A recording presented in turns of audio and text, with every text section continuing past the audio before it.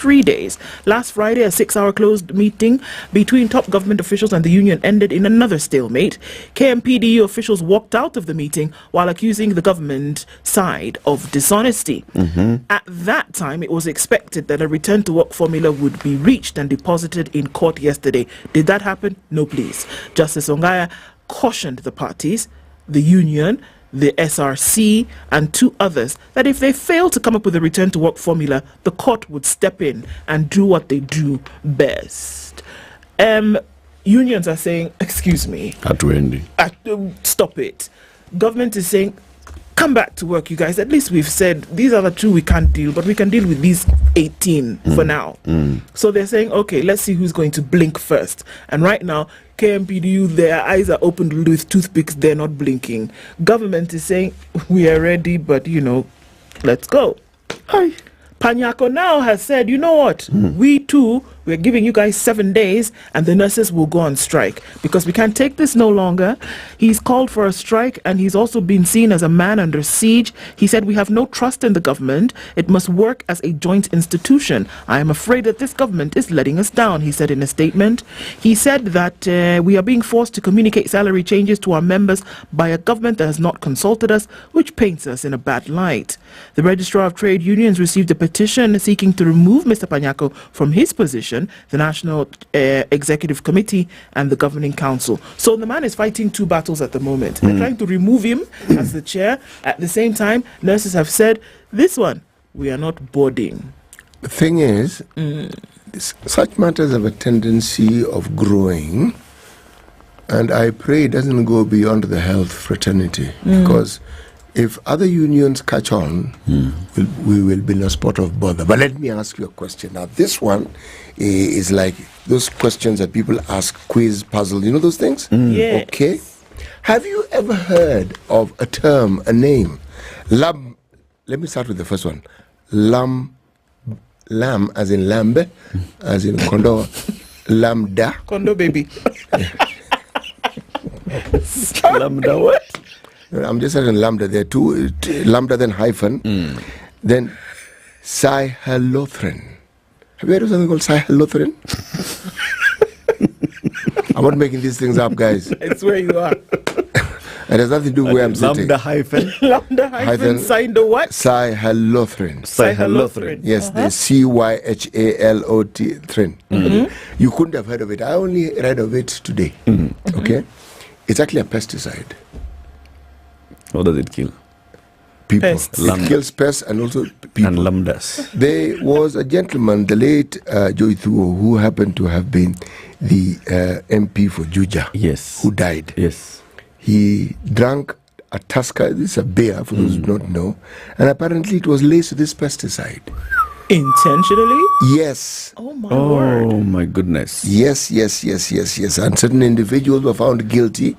So they had actually worked at this thing in... Yes, they had. What's the brand name? What does it sell as in the market? Because obviously it's the pesticide. You don't go to an agrovet. But yeah, lambda say no, you say like a pesticide.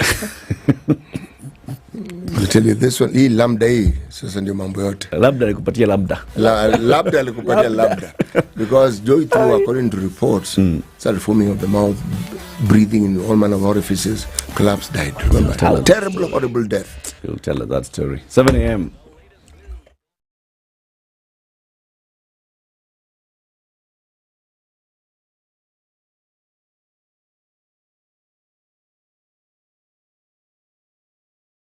The Newswire, I'm Lau Ubaga. Today is day 55 of the doctor strike and the suffering of Kenyans who usually seek services in public hospitals. The Labour Court has decided to intervene again, giving the national and county governments until tomorrow to sign an agreement that will see doctors return to work. Judge Byram Ongaya says failure to reach an agreement will see the court issue a directive that must be adhered to. The parties are given one last chance to sit down. I think we have the drafts. A lot of progress has been made. It should be obvious that these negotiations are open-ended, and no party should insist that we must just stick to where we were yesterday. Just go in open faith, look at these documents. This event comes as the blame game between the parties continue. Doctors say the national and county governments don't have the goodwill to end the strike, whereas the county and national governments say the doctors have refused to engage in dialogue. 10,000 Kenya shillings is the amount of money that each of the 40,000 displaced families will receive from the national government. President William Ruto says the families will also be issued with food, blankets and mattresses as their counties continue to find them an alternative place to live. Kila boma serikali tutawapatia shilingi 10,000 ya kutafuta makao mahali mtakaa mkingojea mpango ya serikali. Serikali tumetoa shilingi bilioni 1 ya kujenga mashule yenu upya. Tuhakikishe ya kwamba kila mtoto wa Nairobi na kila mtoto wa sehemu zingine za Kenya wanarudi shuleni. Pale tutakapofungua shule tutakuwa na mpango. Mwananchi kama anaondoka hapa, tunajua anaenda kukula nini, tunajua anaenda wapi, na tutapanga vile ataishi. National Assembly Budget Committee Chair Ndindi Nyoro on his part has urged the county governments to spend at least 10% of their emergency funds on flood victims. I want to assure them, all the government's institutions and agencies, muendelee mtumie pesa ya serikali hata kama haiko kwa budget. Sheria inawapea ruhusa, you can use up to 10% ya kuangalia wa Kenya wakipata masida kama hii. Na hiyo maneno ikikuja bunge ya ile fedha mumetumia, I want to assure all the government institutions, we are going to approve those expenditures as budget committee and as parliament. Tutumie pesa tuangalie wa Kenya. Maswali ya pesa ati ilitumika nini ikuja baadaye. At the same time, Deputy President Rigathi Gachagua has thanked the United Nations and UNICEF for their financial support towards flood victims, saying the funds will assist the government to deal with the effects. Even with extensive government-led programs at both national and county level, we appreciate the need to receive and coordinate additional support for greater effectiveness. In this regard, we are calling on our development partners, the private sector, non-state actors, and individual well-wishers to contribute in cash and in kind. We're very grateful to all of the partners that have helped us do that, but that's the total that is still required. It's another $18.8 million, give or take. Now, with the rains having caused cases of diarrhea and vomiting reported across counties, a new oral vaccine for cholera has received pre-qualification by the World Health Organization. Cholera killed at least 100 Kenyans last year. The licensing is important for Kenya, which is facing the risk of an outbreak due to the torrential rains, even as the global vaccines stockpiles are nearly depleted. It's not known when Kenya will receive the vaccine, but UNICEF said as soon as possible. Manufacturing will be 24/7 at different centers. Foreign Affairs Principal Secretary Korir Siong'ei has confirmed that a KQ employee who'd been detained by the Democratic Republic of Congo Military Intelligence Unit is finally free after a 2-week detention. In late April, KQ Chief Executive Officer Alan Kilavuka confirmed the staff's arrests in a media statement, saying the two were apprehended for missing customs documentation on valuable cargo. That's the Newswire. I'm Leah Ubanga.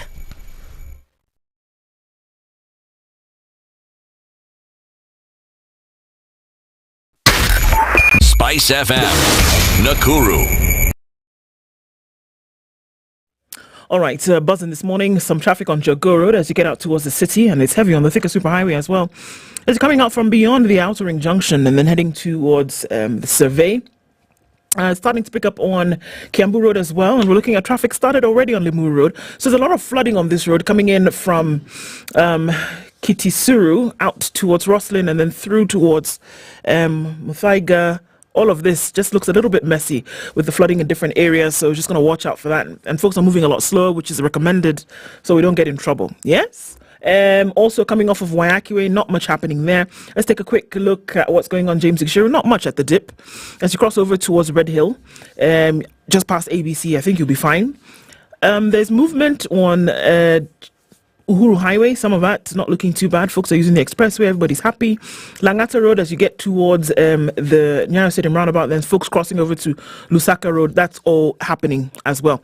The interchange, as you come in from Likoni Road and touch on Uhuru Highway and then towards the Southern Bypass, also looks good as well. Shall we keep things looking good? Let's try. We'll talk on SpiceFM KE on X hashtag, The Situation Room.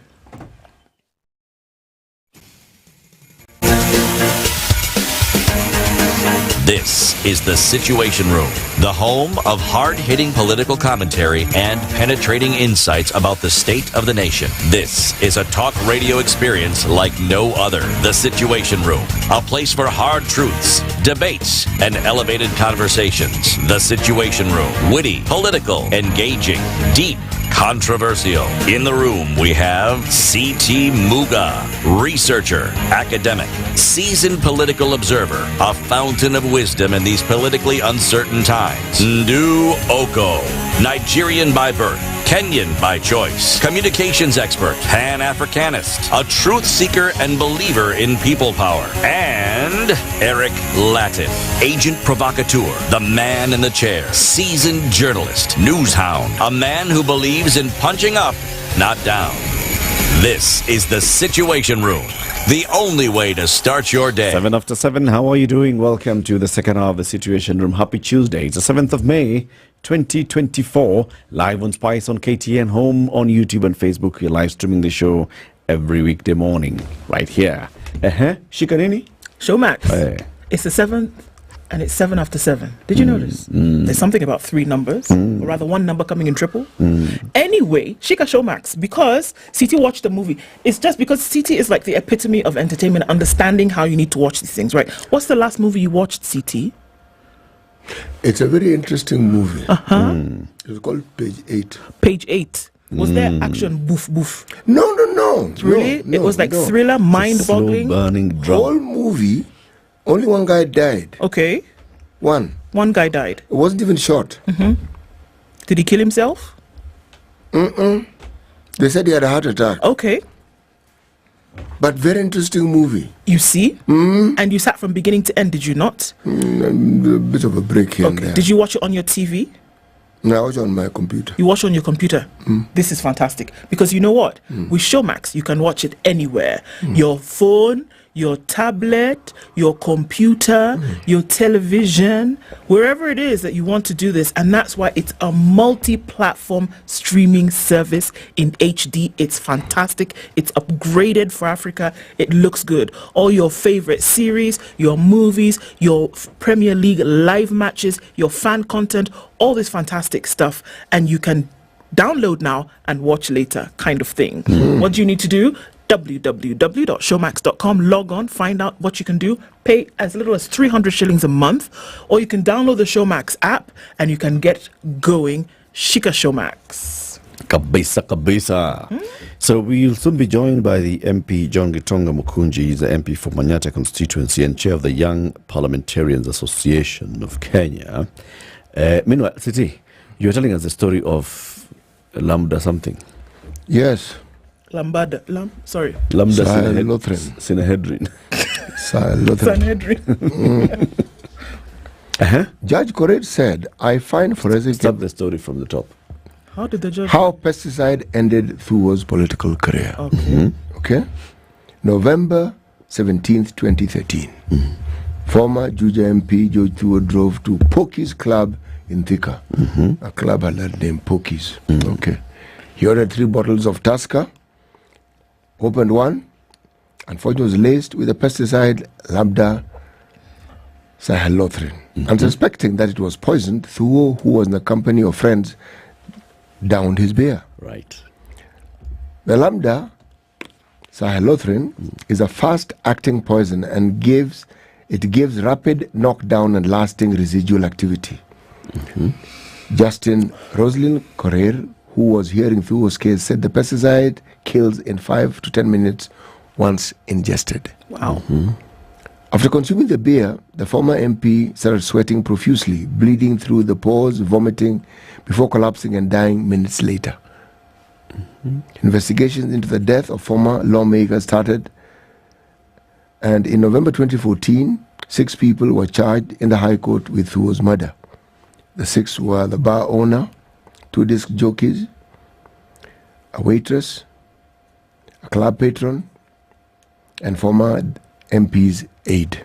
They have since been convicted, all of them. Judge Correa on April 19th this year said the prosecution had proved its case. The case had lasted a decade. All of them were found guilty. All. The 6 are now awaiting their mitigation and sentencing. Wow. Through the lengthy trial, Chief Inspector Maxwell Otieno, the lead investigator in the case, testified that the Tusker bottle and the clothes Thuo was wearing that evening were tested and there are traces of the pesticide. He told Justice Correa the bottle and the clothes were taken to the government chemist and test results confirmed the suspicion that the politician was poisoned.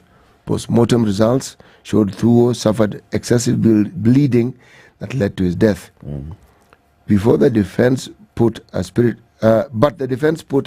fight with lawyer John Haminwa for the pub owner, insisting that Thuo had been on a drinking spree on that day and he had earlier visited other pubs.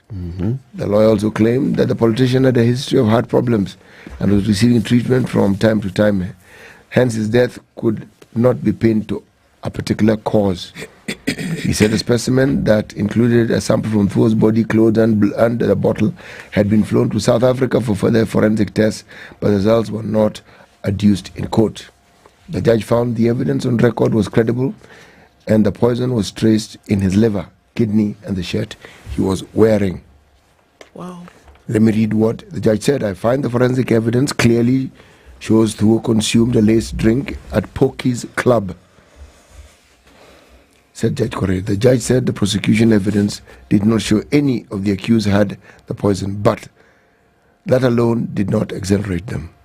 Poison is a chemical weapon. I reject the submission that they would be acquitted if they were not found in possession of the poison, she said. A few years before his death, Thuo was a high-flying politician and a businessman whose interests were said to extend to City Hopper. He won the parliamentary seat in Juja in 2007 against William Kabogo on the then President Mwai's PNU-led party ticket.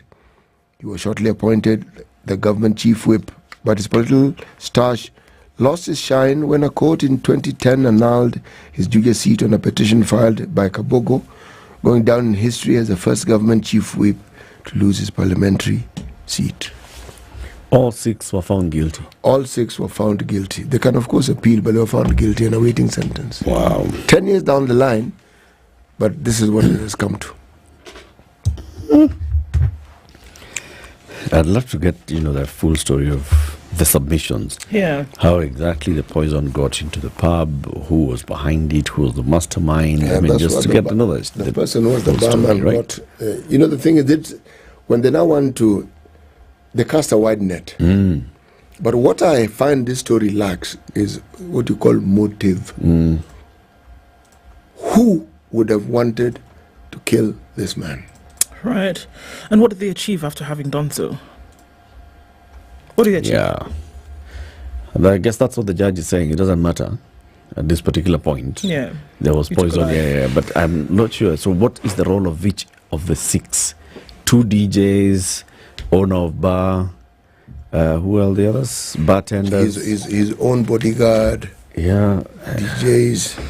I mean, it's conjecture, but, one would think that in order for product to get from point A to point B, there was facilitation. Somebody allowed it pass through. Right. Somebody, said, I'm going to open the door, I'm going to look the other way. Right. But Eric's question is a valid one. It's interesting because, all-encompassing as it is, there are many things one would like to find out because from this story, you still feel, but one doesn't quite understand how all these people are connected. Yeah. What's the role of each of the 6 accused when they're found guilty of murder? Yeah? Okay. So, a guest is coming as he acclimatizes in the studio. Let me tell you the story of a man called Bernard Ndongo. The raging Maimahiu flood snatched a child from the safety of his father's hands. In Roiro village, Bernard Ndongo painfully recounted how in a split of a second the flood swept away his son, 5-year-old Rowan Mwangi. Ndongo said he and his sons, Mwangi and Maxwell Kamau, were sleeping in their 5-roomed house when disaster struck. His wife and 2 daughters were away in Limuru. Between 1 and 2 a.m., I heard a bang. I woke up, and before I could figure out what was happening, my room was filled with water. I could not comprehend the sudden turn of events. I heard a faint scream from my other boy who was sleeping in another room. I held Mwangi tightly with my hands to save him. He said suddenly the raging floods brought down his permanent house and a huge boulder hit him before the water snatched away the boy from his hands. I could not hold him any longer. The velocity of the water was too much, and the house had already been swept away. I think by then Maxwell had already been swept away as I struggled. I was also hit on the head, and I was swept away for approximately 1 kilometer. The water left me half buried in the mud. Ndongo recounted that he stayed in the mud for several hours before neighbors and the police rescued him. The father of 4 said he kept hope alive with a prayer. Around 6 a.m., I saw a group of people in the village. I screamed to attract their attention. They hurriedly came towards me and plucked me out of the sludge. I was naked and badly bruised. They carried me to a nearby house and dressed me up. When he was first given first aid at a Maimahiu dispensary, he was then transferred to Naivasha Level 4 and later to life care in Kikuyu. He was subconscious and writhing in pain. I could not tell where my 2 boys were as my wife and my colleague wheeled me to Kikuyu. He lost the children. There's a story also of Josephine Mwongeli, who left her house in Mukuru kwa Ruben to look for manual jobs like washing clothes. She left behind her son, who was playing with other children. The 5-year-old who dropped out of school in pre-primary 2 due to lack of school fees, pre-primary lack of school fees, PP2, died on Saturday when a section of a house that was being demolished following President William Ruto's orders fell on him. Miss Mwongeli, a single mother of 5, was not informed until she returned home hours later. Since then, I'm just confused, she says. By the time I arrived in what used to be my small house, there was nothing. Everything had been stolen and the house demolished. She added that she was yet to get to see her son's body at City Mortuary because she doesn't have any money on her. Mwongeli further revealed that she had been going to her daughter Vanessa Kadheu's house for food. From there, I just get a place around or even enter a joint that operates 24 hours and I stay there until morning. This is what is happening in this country. People who are losing their children and they're left now to struggle with whatever is going on, okay? So as we talk about what's happening in the country, in a way we try to bring it into perspective. Just think about that. There was a woman who left a 5-year-old child in the house, went to look for kazi ya kufua nguo, came back later in the evening, found her house had been demolished. The belongings that were in that house had been stolen. Worst of all, her child had died. John Getonga Mukunji is the Member of Parliament for Manyata constituency in Embu County. He's also the chair of the Kenya Young Parliamentarians Association. Good morning, Mheshimiwa. Good morning. How are you doing? Eric, I'm well. Welcome to the hot seat of the Situation Room. Thank you. And so sad to hear. I've just come to listen to the story of that young kid, and it is sad. Polar to the family, but it's important that be a lesson to when we are approaching these things when it comes to demolitions. I think it's very crucial. But I'm very happy to be here. Karibu sana. Karibu sana. We're also happy to have you here. We'll have several conversations on what young parliamentarians are and what you're doing in Parliament to champion that cause. CT will welcome you with the day's proverb. All right. The proverb is from one African country. Which one, CT? It's on the East African coast, and the name of the country begins with a K. Mheshimiwa, take a guess. East Africa? Oh, the country is in the... See? It is Kenya. Having a good discussion is like having riches. Having a good discussion is like having riches. Right. Mheshimiwa Mukunji. That's a good one. What's your interpretation of the proverb? Well, when you have a good discussion, you forget your problems. And it is fulfilling to the person when you have a good discussion. So I think that is quite my understanding of it. And that tells you that speak to somebody when you have issues. It's like when you speak to somebody, half of your problems are solved.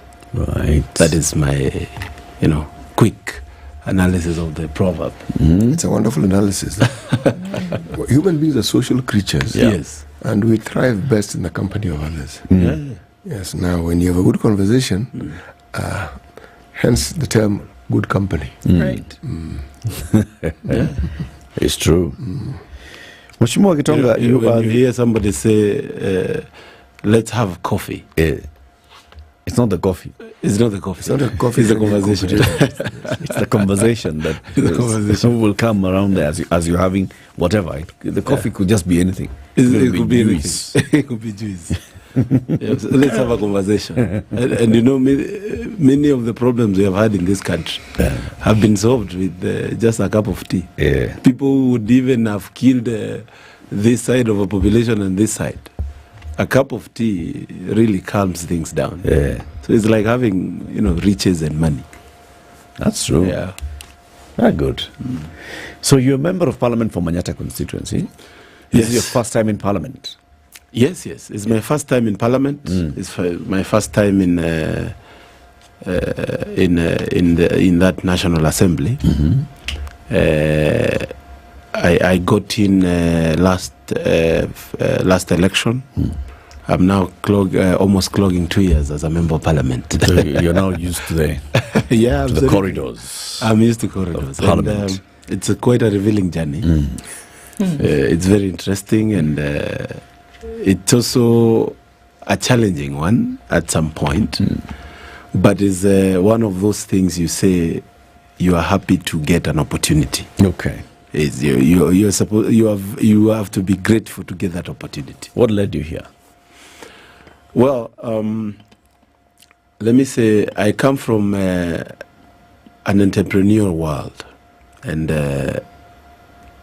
I've always seen challenges of this country as a business person and experienced them firsthand. And since when I was a young person, as young as in high school. When you were a younger person? Younger person. Thank you very much, because you're still young. I've always really been the person to look for solutions for things. And in my journey in high school, in campus, I've always involved myself in the leadership positions. I was in SONU in my years in UN, and it was only time for me to get here. It was only a matter of time. It was destiny. It was only a matter of time. You would end up here. Now you chair the Young Parliamentarians Association. Yes. What's that? Well, young parliamentarians are members of parliament that are below 40 years of age. And this is the organization that I found in the National Assembly and also in the Senate that actually brings together young members of parliament that are below 40 years of age.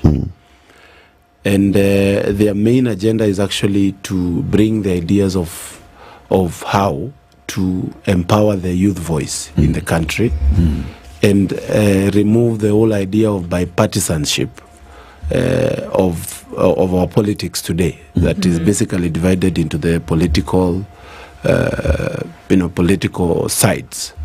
And it is that organization that you will see young members of parliament coming together to bring cases of young people together, regardless of their political parties, and also empower the young people and the young voices. And previously, before I got in, We had members of parliament such as, Sakaja, Maura, Kimani Kuria, who we are still with in the National Assembly today, and also part of the young parliamentarians also. And it is an organization that has had some sort of impact.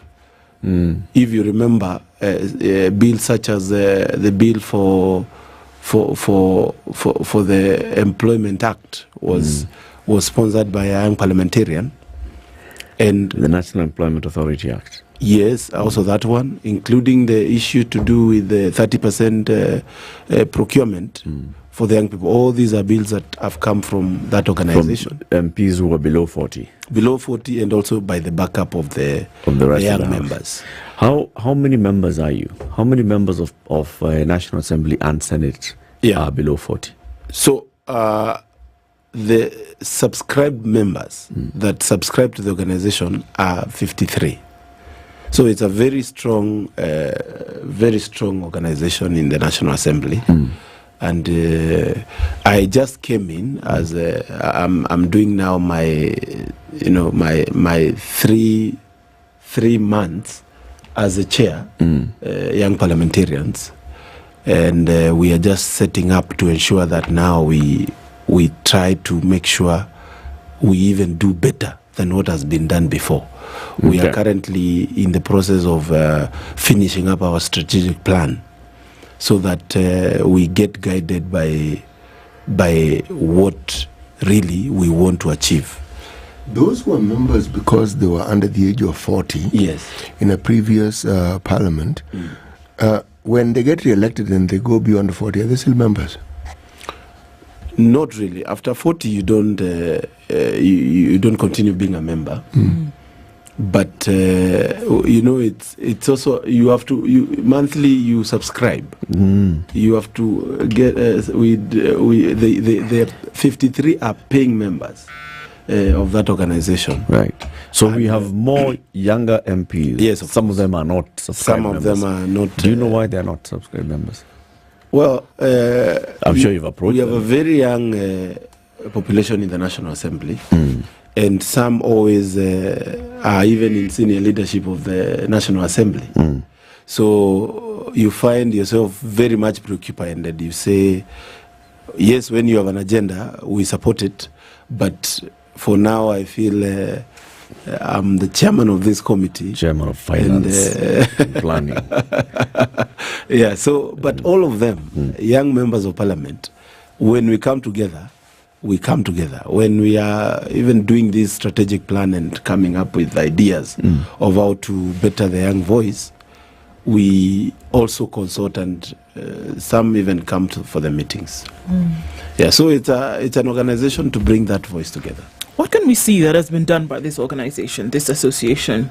If we would say, look around and say, all right, in country today, as a result of the Young Parliamentarians Association, we can see 1, 2, 3. Or we're still in the planning stage? So we have already started serious matters, and issues politics requires you to have actually gotten the grip of what you want to pursue, because you don't want to be noisy, and you also don't want to look like you are confused. So one of the things that was key that was brought up by young parliamentarians is issues to do with the digital jobs. We had a conversation last year as young parliamentarians on what happened with the world coin. And we brought a motion in the National Assembly. It came up and became even a ad hoc committee to investigate the happenings of what WorldCoin has been doing in the country. And it has brought in now a whole bill in the House on matters digital jobs, which actually the government is pushing and bringing as an idea to solve the joblessness. But it is also coming with the challenges of these jobs. Are they sustainable jobs? Is it just a matter of survival? So that is something that we are pursuing, and we are putting it as the biggest force and support came from young members. And as I am the one who sponsored the motion on behalf of the members. We have also started a very serious engagement with the universities. And I know if you have checked around, you have seen we have done an engagement for young leaders in the universities, so that we can be able to actually get what the ideas are in terms of support. We had the very interesting Youth Connect, which we played a very key role, and it was hosted by Kenya, but it was all over Africa. But of course, right now with the strategic plan, we are putting more issues to do with the crisis of joblessness of our young people. There is a big crisis that our young people are not. Our young people don't have opportunities. We get graduates of 1 million per year, but then when it comes to issues job, there's a problem. So we are looking to actually to come with policies that will ensure that there's better opportunity when it comes to people graduating, and that is one of the challenges that we have to solve in this country. Okay, let's take a break. Yes. We'll continue the conversation shortly, even to hear the kind of strategic direction that you are thinking of right now, and how that will form, and then how can we actually track the progress of the same. The Honorable John Gitonga Mukunji, Member of Parliament for Manyata constituency, is the chair of the Kenya Young Parliamentarians Association. He tells us that there are many young members of Parliament in the National Assembly and the Senate. 53 of them are subscribing, card-holding, monthly paying subscription members of this association. Wanalipa pesa ngapi kwa mwezi? Just 2,000. 5,000. 5,000? It's not bad. That's a lot of money. Pesa mzuri. Unalipa chai when you have meetings and such kind of things.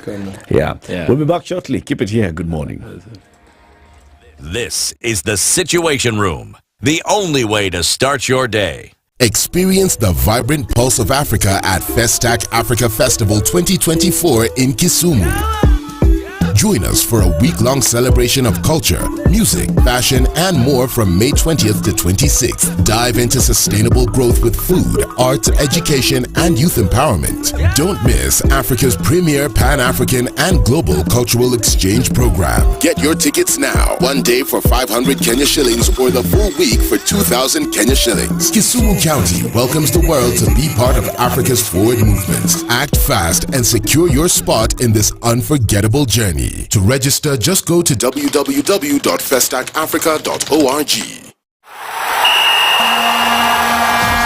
Shika so much more from the Premier League on your phone or tablet with Showmax. Skips around Kalinsky. With Showmax, you can pause and rewind live matches and start them late and watch them as live if you are late.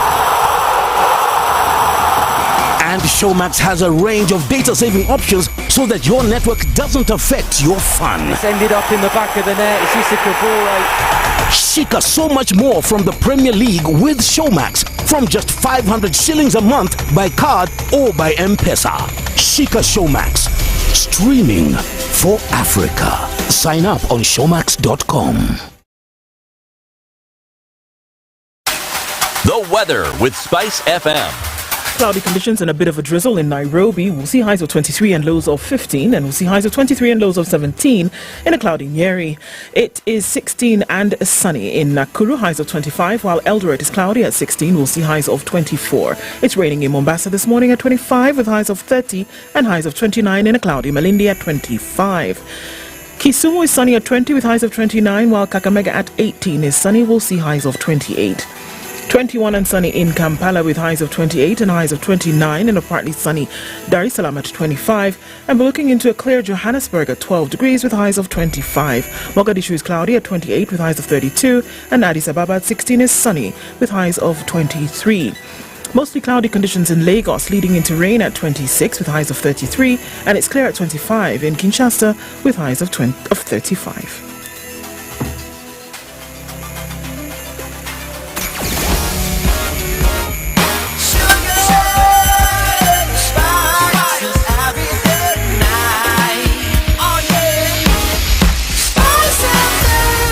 Spice up your life. All right, we're creeping into traffic hour, and what does it look like on these many streets? Looking in from Likoni Road, there's some traffic there as you try to approach the Southern Bypass interchange, and so that looks like it's going to be busy for a minute. On Jogo Road, it's busy as well, getting through towards Landis, which is starting to pack up, going to the Kamkunji roundabout. Uhuru Highway is very busy, and we're looking at all that busyness happening through Upper Hill. Ngong Road, some folks are trying to get off of Ngong Road and go through Upper Hill, and that's messy as you get towards Uhuru Highway. The Thika Superhighway, heavy traffic through and through. We're coming in all the way heavy from Kasarani out towards Garden City and then through to the Pangani Underpass. Also building on Kiambu Road today. Looks like Tuesday's the day for traffic, isn't it? It's very busy on Limuru Road as well, and it looks like we're going to have to get through this very slowly as puddles of water slow down movement. All right, where are we? On Waiaki Way, coming into the city. I think we'll be okay for now. Let's keep our wits about and talk on SpiceFM KE on X, hashtag The Situation Room. Spice FM. Spice up your life. Mature, intelligent talk every morning. Spice up yourself.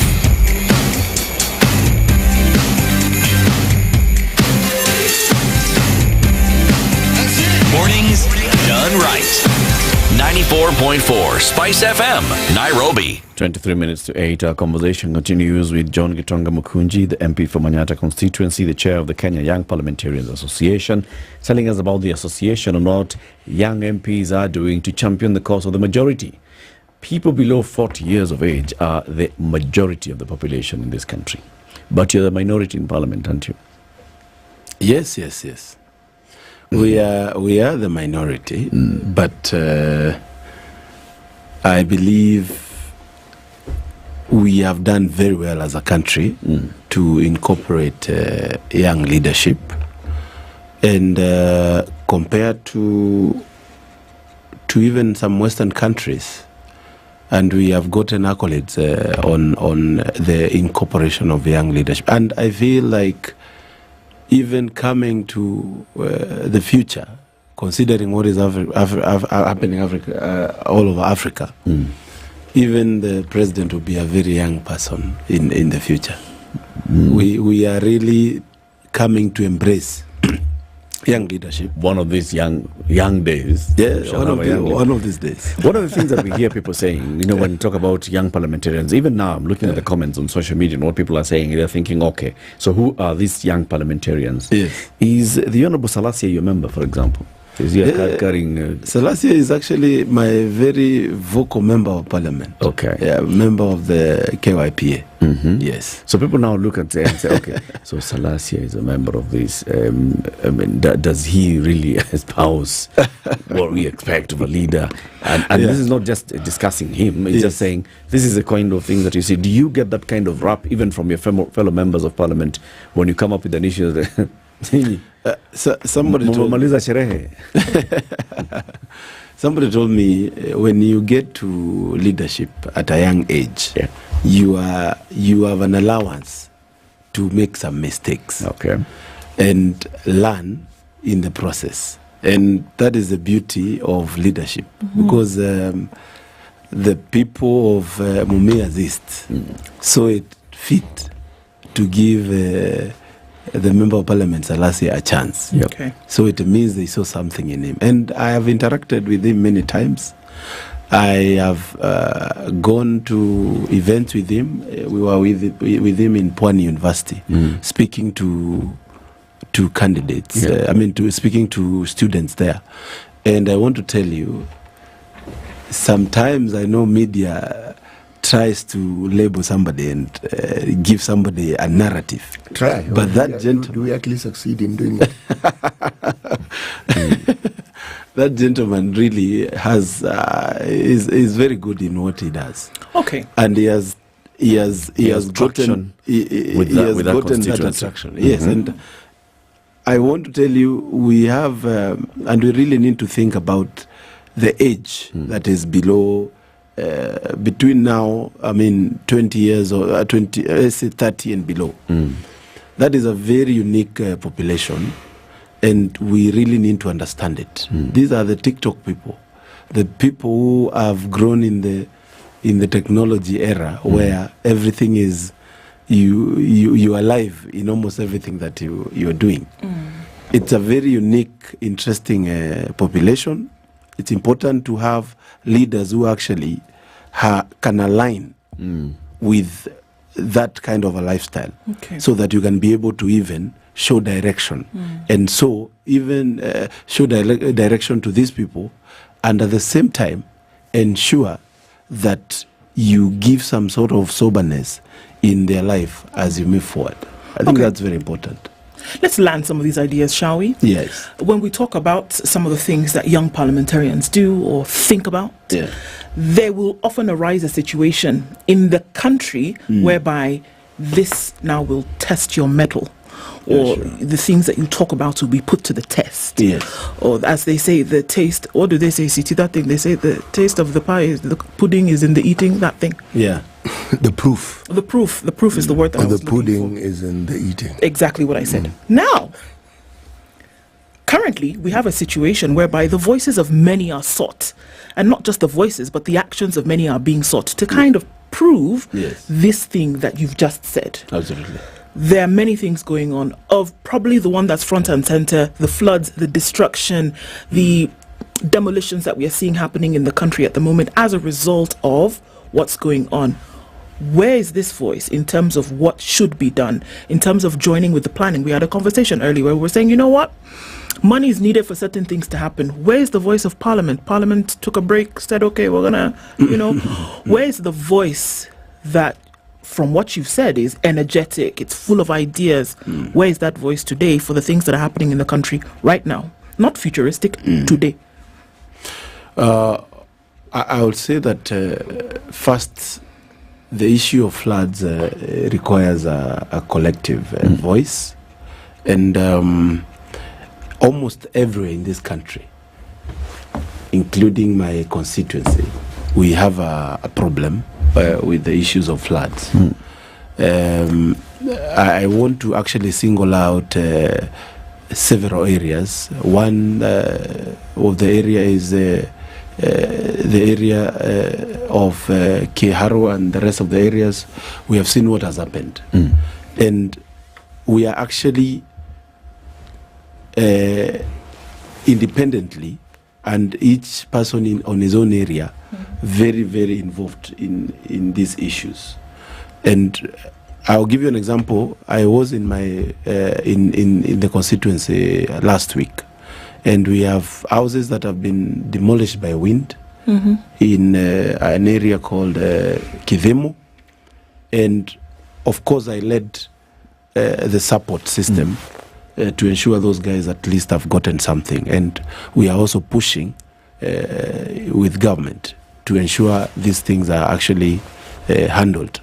Now, we have discussed, and you are going to see these matters discussed in Parliament. The motion that was brought by one of our young members,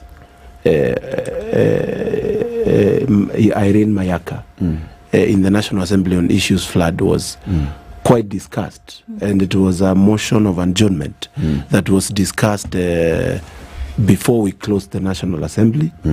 And among the resolutions of that motion was what has culminated to what now the government is doing, the whole government approach, which involves putting resources to help these families that are challenged.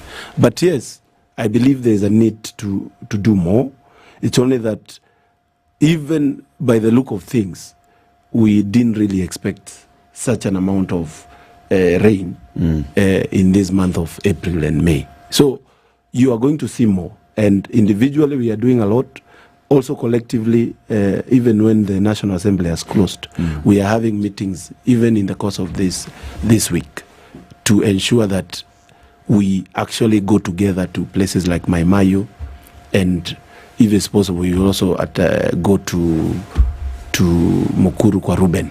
As part of the current mitigation? Yes. Because I think this is one of the things that we spoke about before, is that there seem to be so many different things happening. Yes. Everybody wants to do their own thing and to be seen. Yes. We are going to go and see or go and look or go and be involved in the activities or as part of a collective. Yes, collective. You know, what are we talking about here? Actually, because everybody seems to want to go on their own, do this here. And the question really is, in the planning and the implementation of this thing, because it's not, and unfortunately we also get into that place whereby we're tempted to, it can be seen as you know, an awareness op or a comms op or photo op. Whereas we are dealing with actual lives of people, and it's a serious issue that actually needs legislation to secure funding, for example. Exactly. Where it actually does require implementation of short-term policies that have been put in place. And I think that is now where folks will be able to say, you know what, you talk about the TikTok generation and all of these things. And I think that's where folks will then be able to see that, okay, you know what, it's not just young people who want to be parliamentarians. It's young people who are actually very sure of what they're supposed to be doing legislatively, representatively, as well as in a role of oversight. So as opposed to going along just because, okay, well, you know what, we should also go to Maimahiu. How can we see that it is beyond that? That something is actually being done? Well, I really get your point on actually legislative and policy change in terms of direct, disaster preparedness. And I believe that is something that we have to look at. The whole issue of the response to floods is actually well in the law. It is put very well in the law. The government has resources, and there is actually a percentage in the budget for response on matters to do with disaster. The county governments also have actually a portion of their monies set for disaster, even on NGCDF.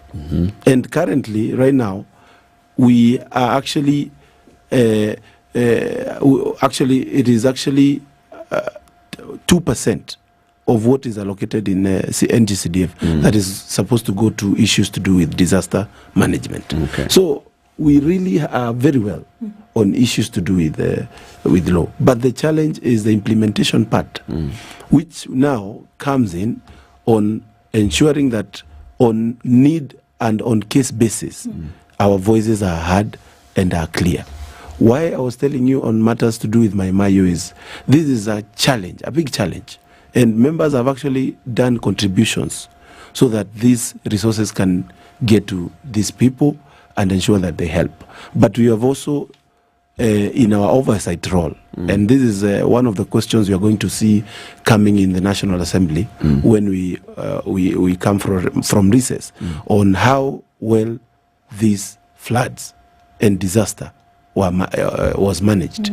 That is a question that will come in. And I'm pretty sure you watch this space. We are going to put those questions and ensure that the government feels put in so that we can be able to ensure the laws we have are well implemented and also the disaster don't get us off guard all the time. But we also need to look at our software part of it, because when it comes to issues disaster, every time this country is got off guard. Every time we always say we wish we had prepared better. Why do you think this is so?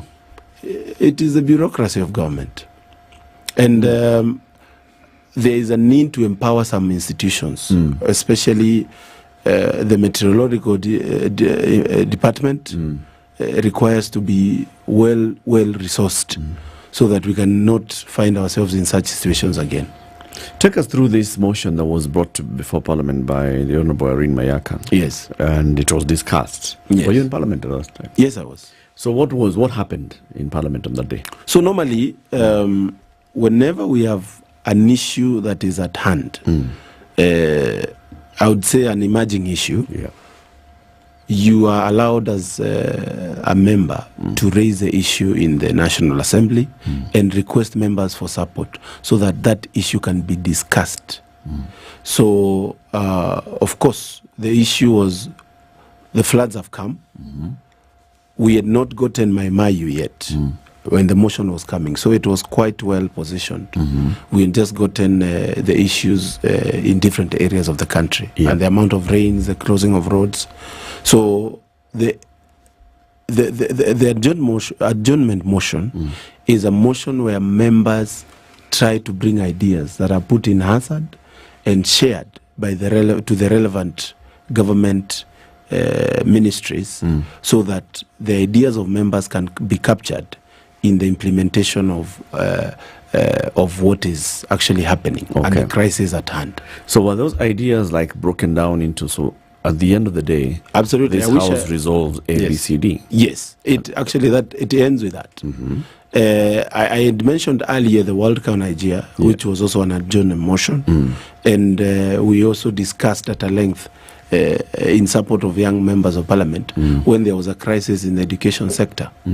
So all these agendas are discussed and are actually channeled to the right and relevant government agencies. So the call to action in a motion is that this house resolves 1, 2, 3 issues. Exactly. So in this particular motion, what was the resolution being sought, and what did Parliament then, the National Assembly, resolve that day? The resolution number 1 was the issue of the crisis on education. And it's actually one of the reasons why the President had to give another press conference to say we cannot now say we are opening schools next week, because even this rain, nobody knows at what point it's going to stop. Then there was the issue of now the disaster management in terms of floods. And as you well know, resources are actually shared in the National Assembly. That's where the budget is made. We have now resources, and you had the President mention yesterday that there are resources to be given to families that are already affected. Then, of course, is to call to action, and we were pushing. The biggest push, which has not been declared yet, is to declare floods a national disaster. But that one, we have not gotten there yet. Why? So, we have not gotten there. I need that was our recommendation, but you recommend to the and you wait. You wait for the executive to... Do you think it's a national disaster? Yeah, I believe as of right now and how things are, it is important to declare a national disaster. We might have some reduction as we move forward, but at the moment of the last 1 week, I would say 10 days, a lot has happened that Are we currently dealing with a national disaster? In your yes. When you get loss of lives of over 50, as Eric was reading, and those stories, you need to actually come together as a country and put resources, and ask for resources even from our friends abroad. Let me ask this question, because I need clarification. What do we classify as a national emergency, and what do we classify as a national disaster? You know, a national disaster is something that would get to the country without any prospect of it happening to a magnitude that I would say is beyond what is normal in the normal circumstances. Yes. An emergency? A national emergency is the abnormal occurrences that would require the mobilization of resources in the emergency kitty of the country. Let me read Article 132 4D. State of emergency. When we have a threat of war, invasion, general insurrection, disorder, natural disaster, or any public emergency necessary, declaration is then set to meet the circumstances of the emergency. That is a state of emergency. Precisely. Yes. And a natural disaster is one of those that could lead to the declaration of a state of emergency. Oh, that's good. Okay. What does the Constitution then say there? How do you go about declaring a state of emergency? Actually, the power rests in one body called Parliament. That is precisely it. That is where I was going to actually. Yes. And it should be within 14 days. That should have been declared by Parliament. It should be declared by Parliament? Yes. Okay. It's supposed to, within 14 days, last 14 days. If the thing goes beyond 14 days, then you again review it and add more days. The powers as to how that state of emergency rests with Parliament, not the executive. So, So, Mheshimiwa, as you know, as you're saying, young MPs, you have an agenda and you want to push the agenda and make sure that the voice of the young parliamentarians reflects the voice of the majority of the population, who are your age mates, right? So, what is this strategic plan that you have?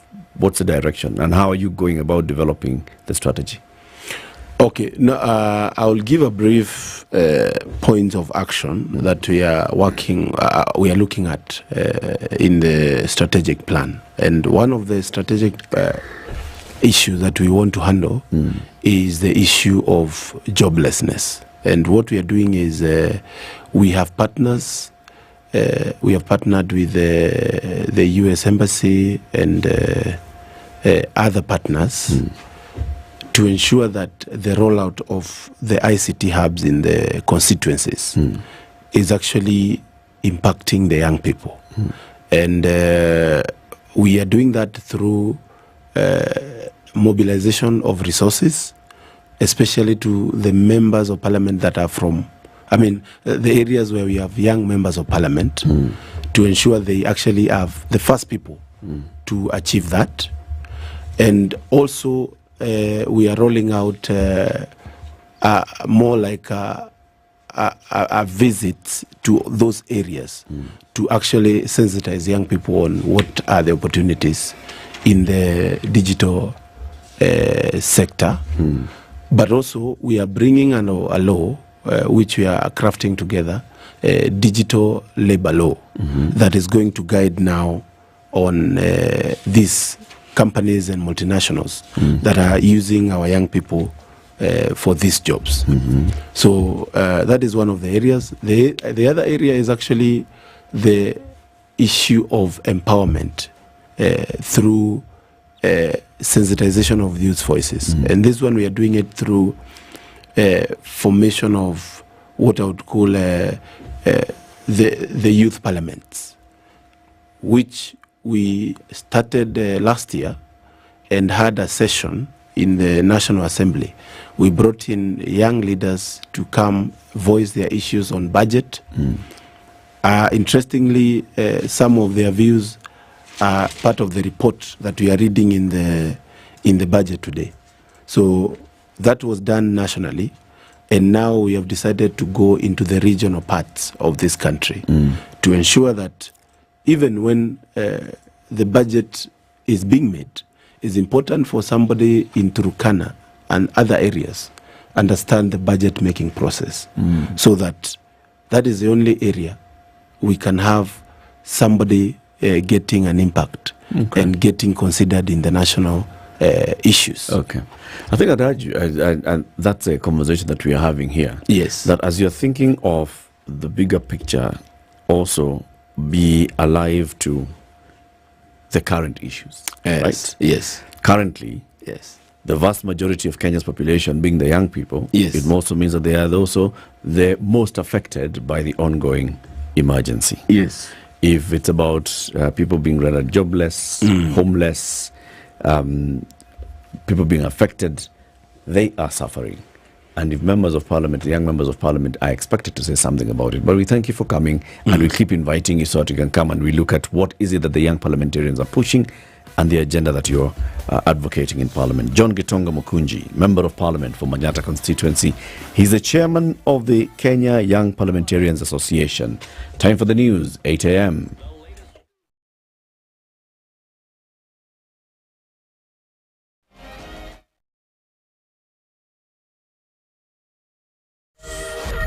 Good morning, this is the News Wire. I'm La Ubaga. Now, even as the opening of schools has been postponed, junior secondary school teachers in various counties continue to pile pressure on the Teacher Service Commission to hire them on permanent contracts.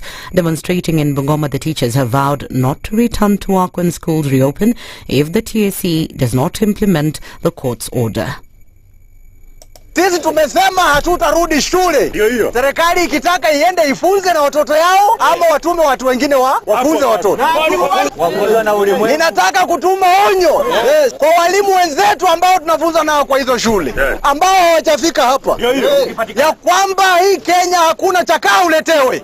You must go and collect what belongs to you. Lazima uende uchukue kilicho chako. The teachers also say that many of them have lost their lives due to the challenges they face at their places of work, further asking the Teacher Service Commission to intervene on the matter. Teaching as JSS, very frustrated. Teachers are dying day in, day out, just because of depression and stress. We want to call the TSC, our employer, of which we don't know if they are employer, because they have already disowned us. We are calling upon them to look at the cry of these teachers and respect the court order. They were told to compensate and to confirm teachers.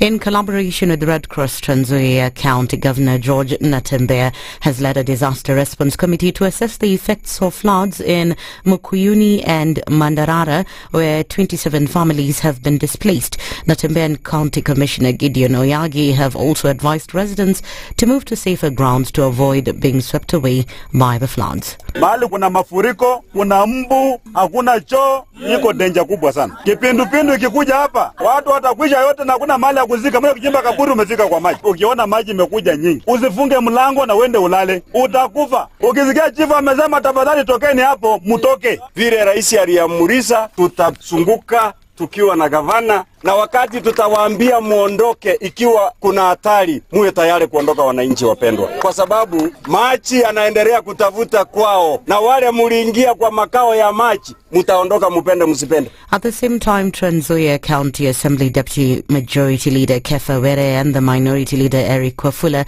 have insisted the need to improve the drainage systems across the county. Hapa Mandarara ndio shita, maji ni kama inasaliwa hapa. Ile ndoka Endebesi, ndoka Matumbei, ndoka Chepchoi na inaanzianga hapa. Sasa tumeanzia mahali ya makao ya maji kwenyewe. Area hii tukiongea kuna major drainage. Hii drainage ya kutokea hapa Sabwani, hiyo ndio imeathiri watu sana. Ikiwa watalima hiyo, serikali ya kama nisaidie, mimi talima hapa ndani. Nataka tuhakikishe kwamba wananchi wetu wa Mandalala kwanza tumeokoa uhai wao, tumepata makao mazuri na tumepata shelter. Tupatie shamba moja hata kama ni ADC to settle watu wetu, kwa sababu hata tukiwasaidia hapa, baada ya muda fulani tena mvua yenyewe itarudi. Businessman James Wanjoy, who was linked to claims of visa fraud that reportedly affected 4,000 Kenyans who allegedly lost over 600 million shillings, is back in the country. Wanjoy, together with his lawyer Ndegwa Njiru, presented themselves at the Nairobi Regional Police Headquarters voluntarily to provide their side of the story. His lawyer Ndegwa denied fraud claims linked to his client, saying they provided what they believed to be the true state of affairs regarding the matter. Reports from the police say the complainants paid an agency fee ranging from 100,000 to 140,000 shillings to have their overseas job and visa applications. They are said to have been promised that they would travel out of the country in 3 months' time.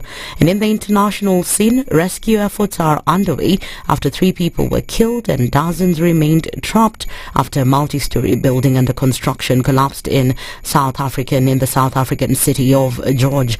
Authorities say 24 people have been rescued from the site and sent across hospitals, whereas 51 people are still trapped. That's the Newswire. I'm Leah Ubaga.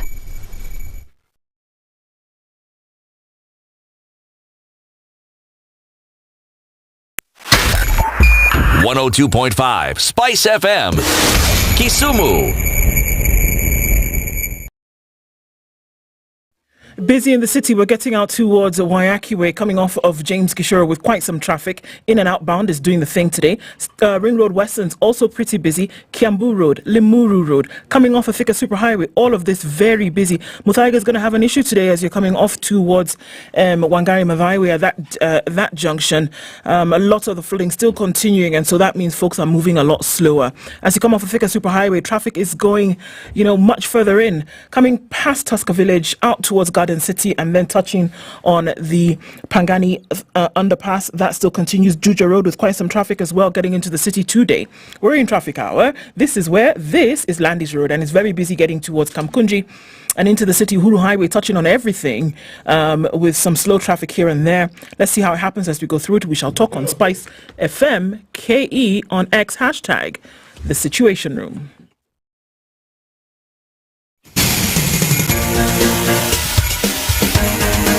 This is The Situation Room, the home of hard-hitting political commentary and penetrating insights about the state of the nation. This is a talk radio experience like no other. The Situation Room, a place for hard truths, debates, and elevated conversations. The Situation Room, witty, political, engaging, deep, controversial. In the room, we have C.T. Muga, researcher, academic, seasoned political observer, a fountain of wisdom in these politically uncertain times. Ndu Oko, Nigerian by birth, Kenyan by choice, communications expert, Pan-Africanist, a truth seeker and believer in people power, and Eric Latif, agent provocateur, the man in the chair, seasoned journalist, news hound, a man who believes in punching up, not down.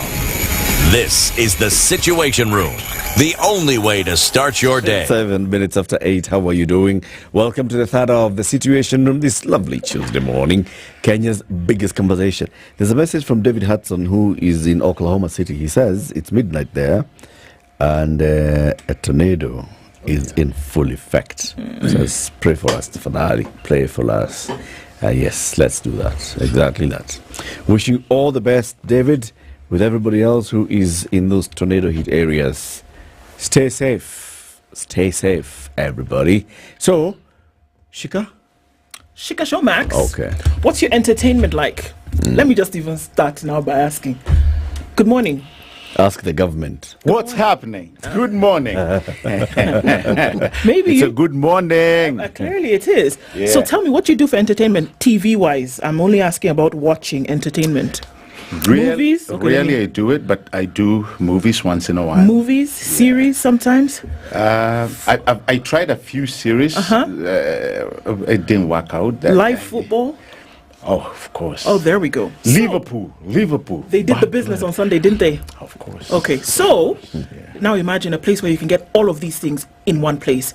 It's the upgraded streaming platform for Africa. It's called Showmax. You've heard about it, haven't you? The same Showmax? The one and only Showmax. Okay. And now it's here. It's been here for a long time, but now it's upgraded and allowing you to do all of your favorite things on one platform for as low as 300 shillings a month. Imagine. We're in. Sign me up. You can actually do it for yourself, imagine. Where is the contract? All you need to do is go to www.showmax.com. You can do that, can't you? www.showmax.com. There's also an app. Go to App Store. Are you an App Store or are you a Google Play Store? We work on the iPhone. All right, there we go. So go to your App Store and download the app, and then you can have all of these things on the go.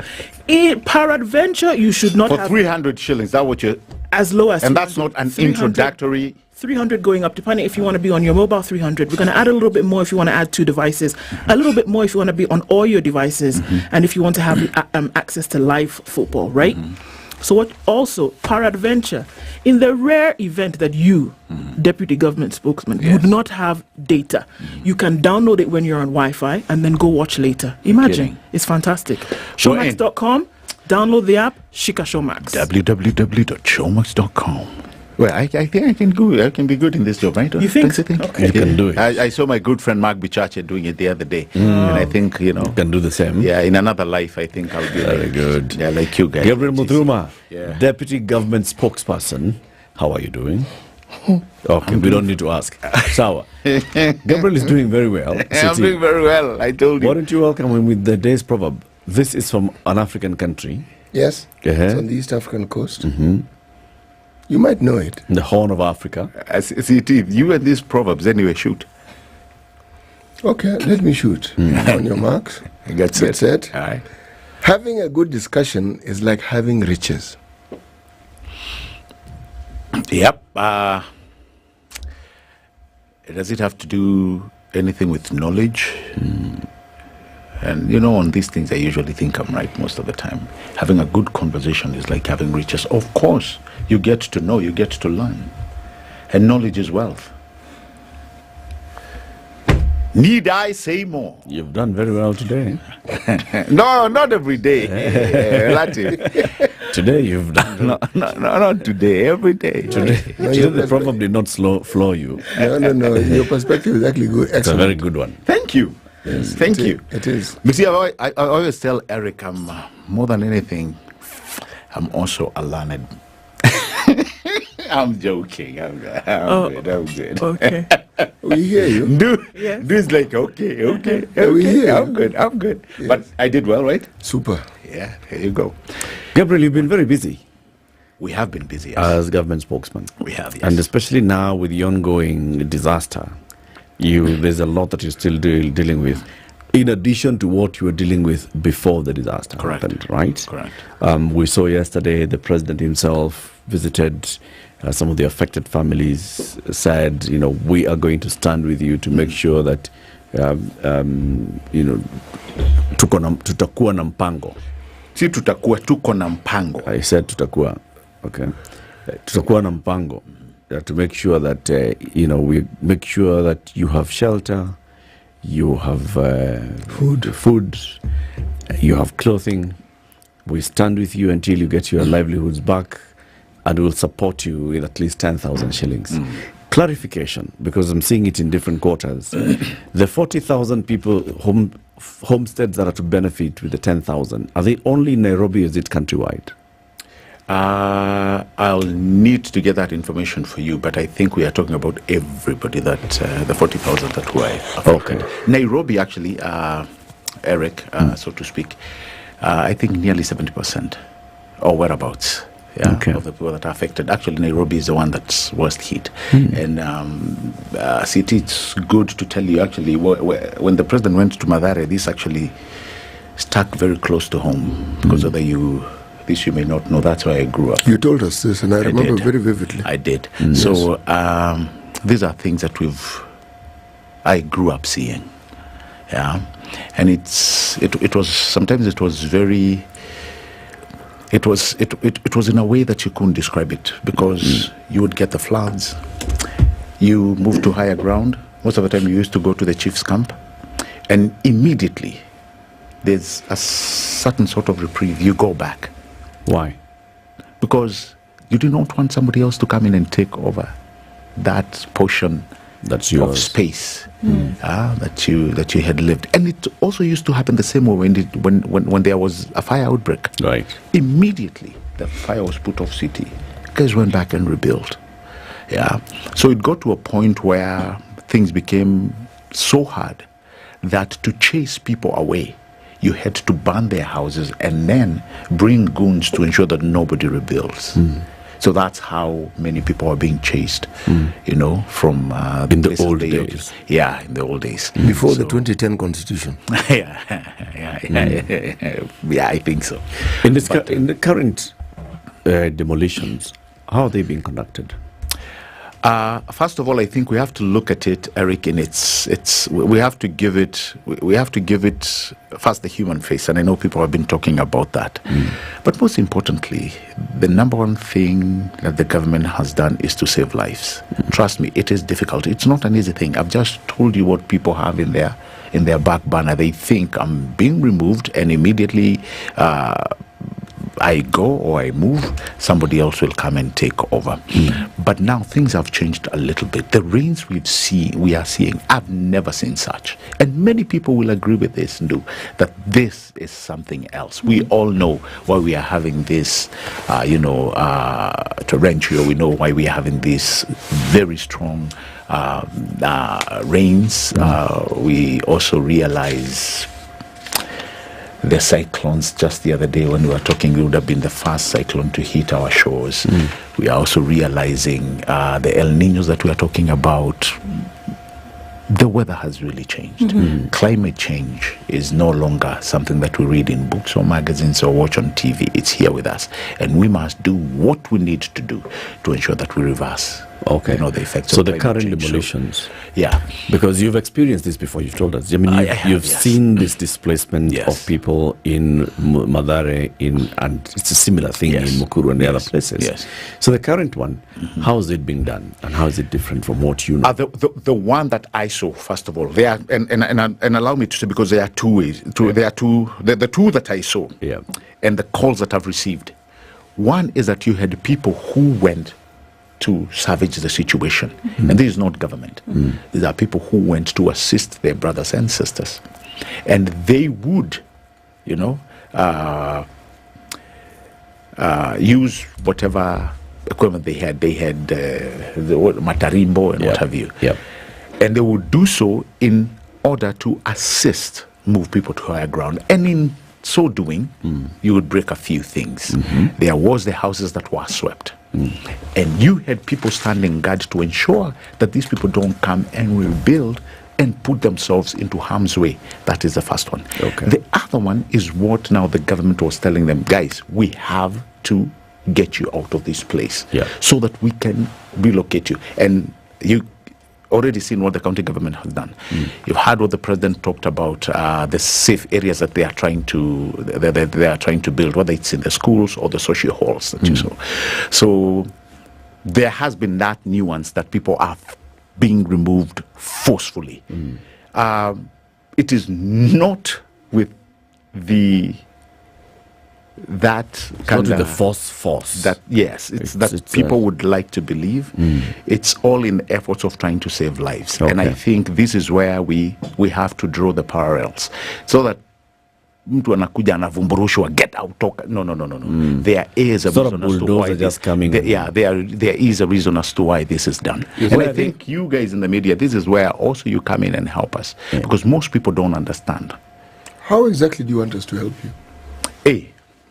The warnings, that the government has been issuing. There's a reason why we need to save lives and move people to higher grounds. The other day I had somebody saying, where do you want higher? Ni wapi? Ni binguni. And I mean, Eric, we are past that. We know what we are talking about. We know what the government means when it says that. And you cannot say by now. And unless you want to use the political nuance and the political connotations, which at this point in time is not helping. Can we be practical though? I think some practicability is actually very important. In what sense? In this sense that when we are saying move, which look, I think it's very clear that it is necessary for people to move, especially for those who are, along waterways, those who are along the river banks, those who are on riparian land. It's riparian land for a reason. That's why it's called that, because they're access ways on which people should not build on. The reasons as to why they have built is for this intent and purpose, neither here nor there. Right now we are saying that they need to move because there will continue to be destruction with the weather patterns and with the way. That's clear. Nobody's arguing with that. But in terms of mitigation by a government who is the vanguard of the livelihoods of people, right?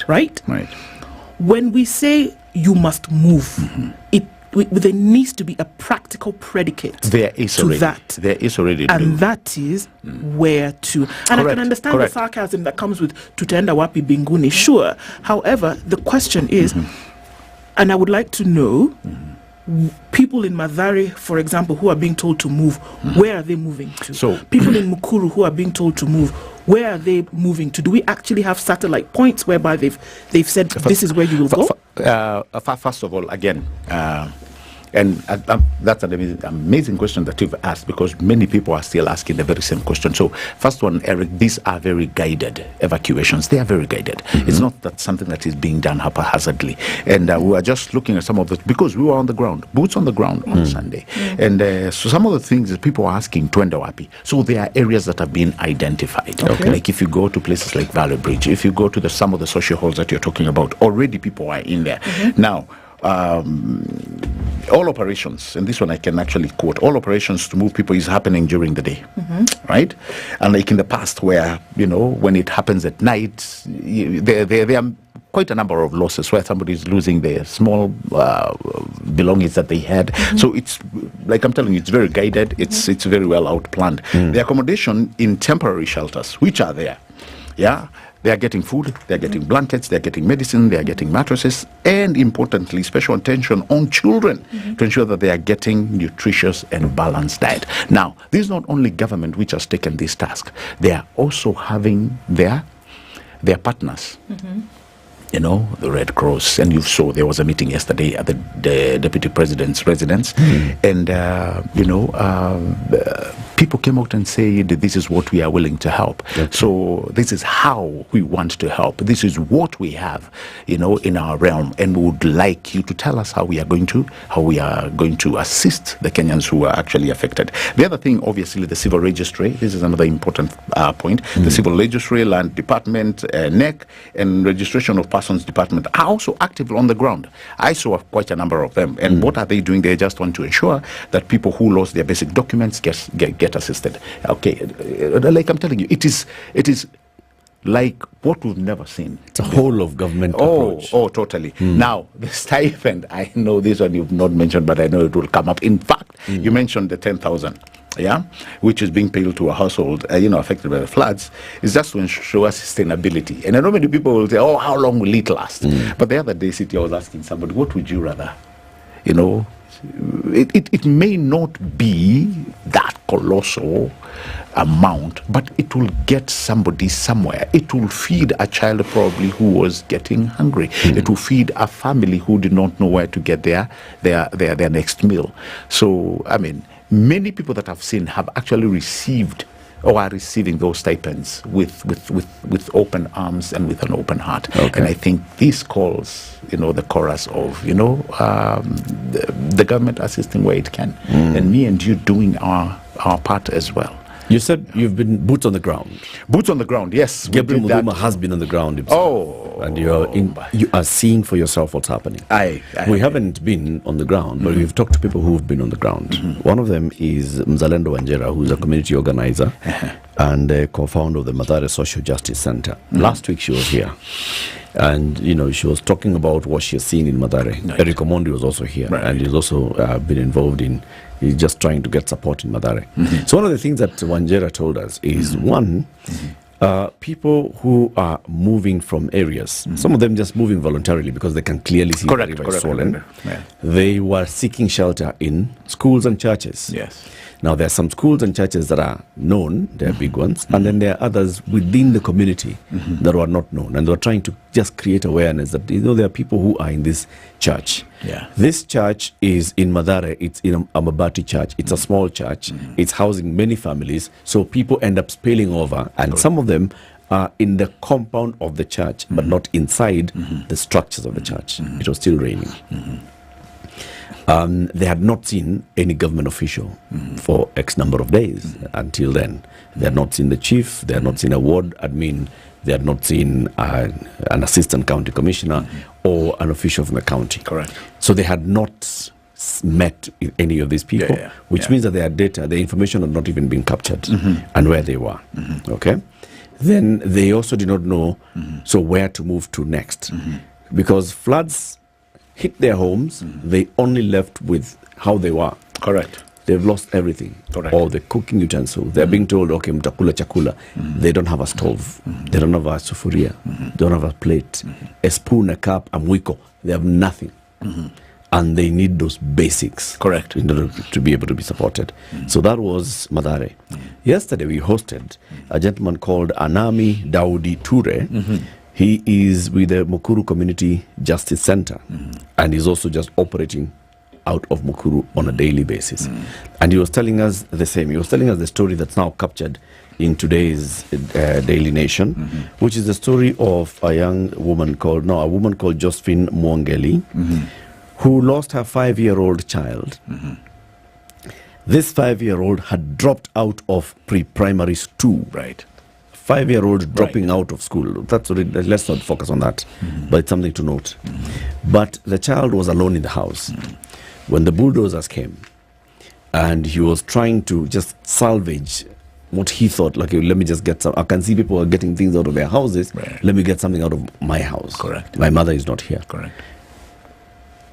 The building collapsed on him. He died. Okay? So the demolitions were going on in some areas where the bulldozers have come and there's demolition going on, and people died. Some people, including this 5-year-old, died in the home. Right. Some of them were still living outside as of yesterday. Some were seeking shelter, coming together as families and saying, let's put our children in this one particular house, and then let the rest of us, hata tukilala nje. Yes. It's okay. Yes. But at least our children are safe. The question was, have you not heard that the government can support you in moving to higher ground and facilitate you into relocating? Yes. And the answer was, no, we have not heard. Okay. Number one. Number two, had you not heard about the notice to vacate? And Ture said, I had heard about the notice to vacate. But please remember something. This notice was issued by the Interior Ministry on Friday. It had first been issued by the President 48 hours. Then the Interior Ministry said 24 hours. This is somebody like Mongeli, who had left home in the morning, going to look for kazi ya kufua nguo. Yes. Has no access to a phone with social media. Correct. Has no access to a TV, to a radio. So to this woman, 24 hours was something she didn't know about. And that's why she left her child at home. Yes. And went. So the issue then is the communication. The 24-hour notice, the use of ngaos on the ground and other officials to actually go door to door and say there's a notice in place. Correct. It did not happen. The issue of ngaos on the ground to go and say, we have identified an area that you can move to. Move there and we will get support to you there. It did not happen. Well, Eric, I think what I would ask is, are you sure it did not happen, or somebody did not get the information? Those are two different animals. It may happen, but somebody just does not get the information, like what you've just, elaborated, that somebody may not have a phone, they may not have the means in which they get that information, but that does not necessarily mean that information was not sent out. What Eric is saying points to something that perhaps will paint a larger picture. And we need to go back into history, 1997, 1998 El Nino. So devastating were they that the UN Meteorological Organization wrote a rule book, a playbook, says, guys, among the things they said is in the future, these sort of rains are going to be more and more frequent, not infrequent. Yes. They'll be massive, but they will also be irregular. Yes. Okay? Meaning you had been told in advance. And among the things they said, in terms of preparation, things like shelter, moving people from those areas that are likely to get flooded well in advance. Now, if you remember, along the Nairobi River, it was attempted. Riparian land, it was attempted, it was cleared. Correct? Correct. The glaring one is this one near Kilelesho, the one just near Arboretum, okay? But many others. Yes. Every discussion we're having here would not be the same if people had been moved in advance, because we knew about this, we were told well in advance. And CT, as much as I agree with you and all the points you're making, and your statements are quite valid, I've just told you these are things I have seen while growing up. I think, Eric, we have to agree that what we've not had for the longest, it's a proper, if I may call it, it's a proper way to handle disaster. Yes. And also evacuations. This one I'll agree with you. Until now is when I'm saying at least something that makes sense. You may not want to agree with me, but it also brings to the fore that we must rethink housing. And that's why the president yesterday emphasized back on the affordable housing. And I know, we are back. We are still in the floods. Respond to the issue of the lady was there information? There has been door-to-door information that let's move within the next 24 Eric, hours. What I know, the answer from the ground is no, there wasn't. No. What I know, was there information as late as yesterday on people? You have moved from here. This is the place to go. This is the higher ground, and then equal ground flani X. Go there. And was this is there what you shall information? find. Was there information, Eric? There was information. Door to door. And let's Door to Ngao, door? I know. I don't know whether it's door to door, but I know Ngao, like the chiefs, where I went. Yeah, the DCC in Mathare. There were so many people there who had actually heard that there was food and non-food items. It was packed when I went. Yeah, the same thing happened in Kiamaiko when I went. There were places where people were getting those essential commodities. So how did they get there? And Eric, I think there's something. Word of mouth. City.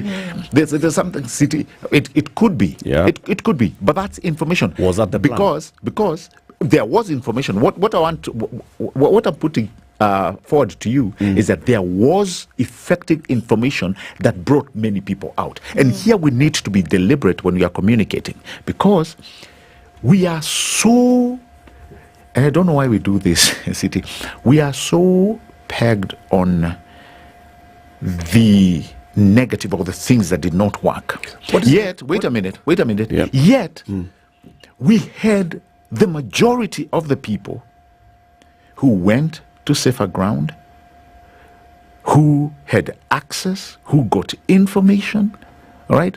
The biggest percentage got the information. Now, you gave an example. You're shaking your head, City. No, I'm telling you, I was on the ground. I saw the number of people. We shall go to a break shortly, all right?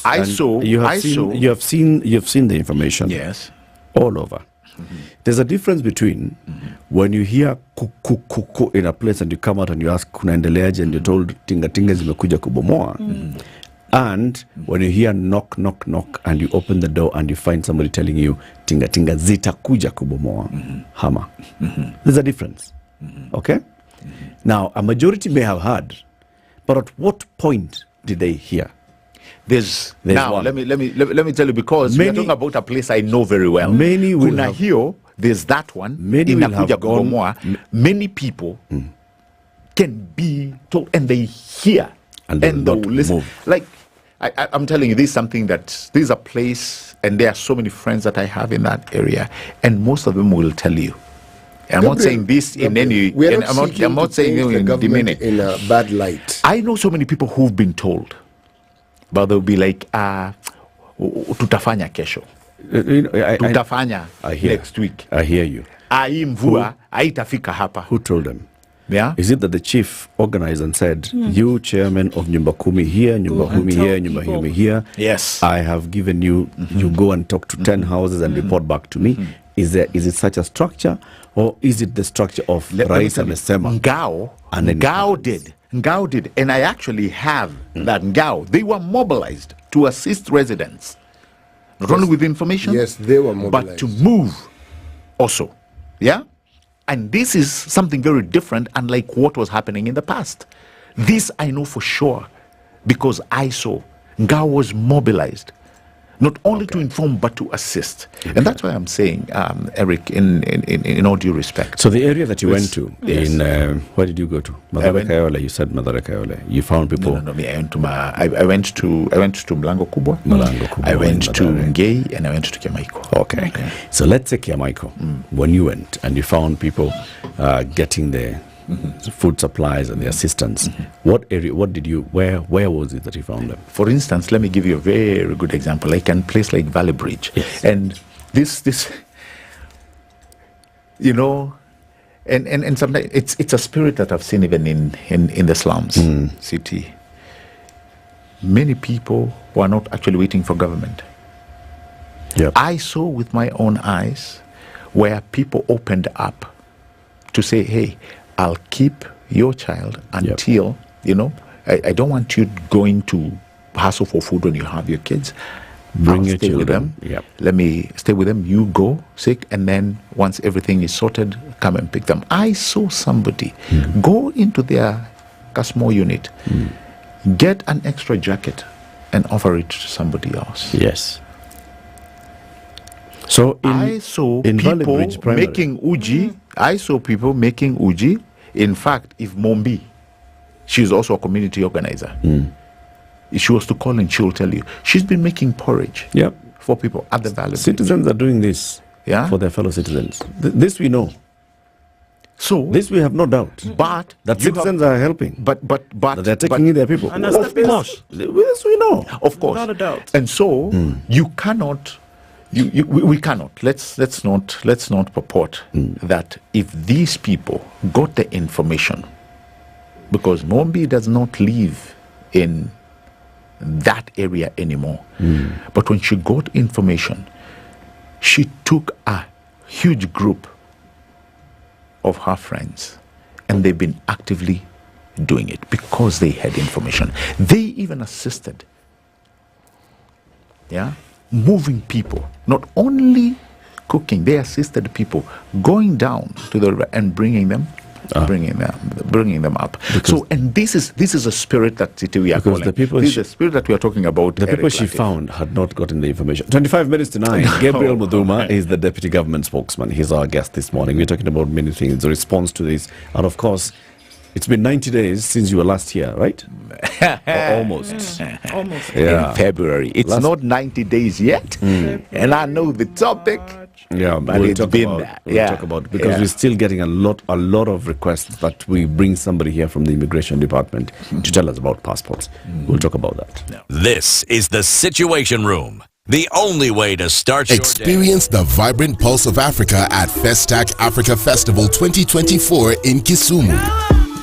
Join us for a week-long celebration of culture, music, fashion, and more from May 20th to 26th. Dive into sustainable growth with food, arts, education, and youth empowerment. Don't miss Africa's premier Pan-African and global cultural exchange program. Get your tickets now. 1 day for 500 Kenya shillings or the full week for 2,000 Kenya shillings. Kisumu County welcomes the world to be part of Africa's forward movements. Act fast and secure your spot in this unforgettable journey.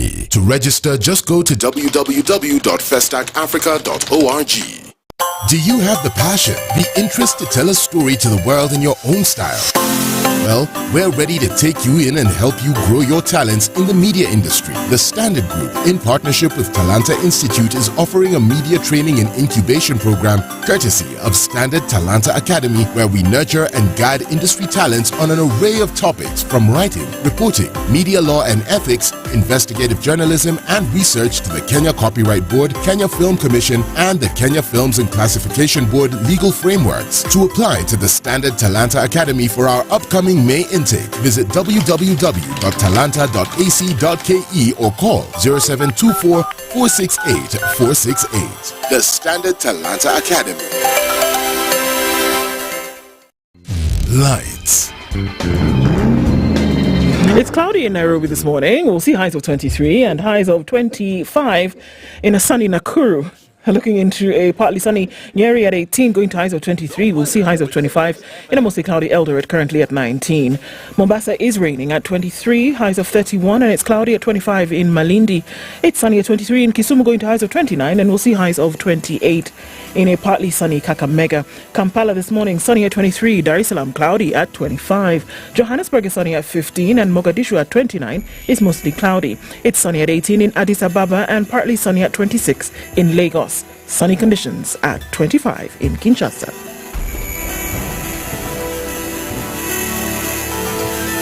Some very nice, mature music. It really took me back to my days, and I can just feel young again and enjoy the vibes. Spice. I'm a big listener of SpiceFM. You play the best music. This is 94.4 Spice FM. There's traffic in the city this morning. It's busy on Uhuru Highway getting out into the CBD. Also on Ring Road Westlands, we've seen quite some of that today. On the Thika Superhighway, that still continues to be heavy coming through towards the survey area. Kiambu Road is also still busy, and Limuru Road is buzzing. A lot of traffic here this morning coming in from UN Avenue, which part of that has been closed off. Also coming in from Greater Limuru Road up from Village Market out through towards the city. Also, look, Thigiri Ridge, very, very heavy with traffic. Kitisuru Road out towards Red Hill Link Road inbound towards James Gishoro, and on Uhuru Highway, very busy. We are in traffic hour proper. Let's talk on SpiceFM KE on X hashtag, the Situation Room.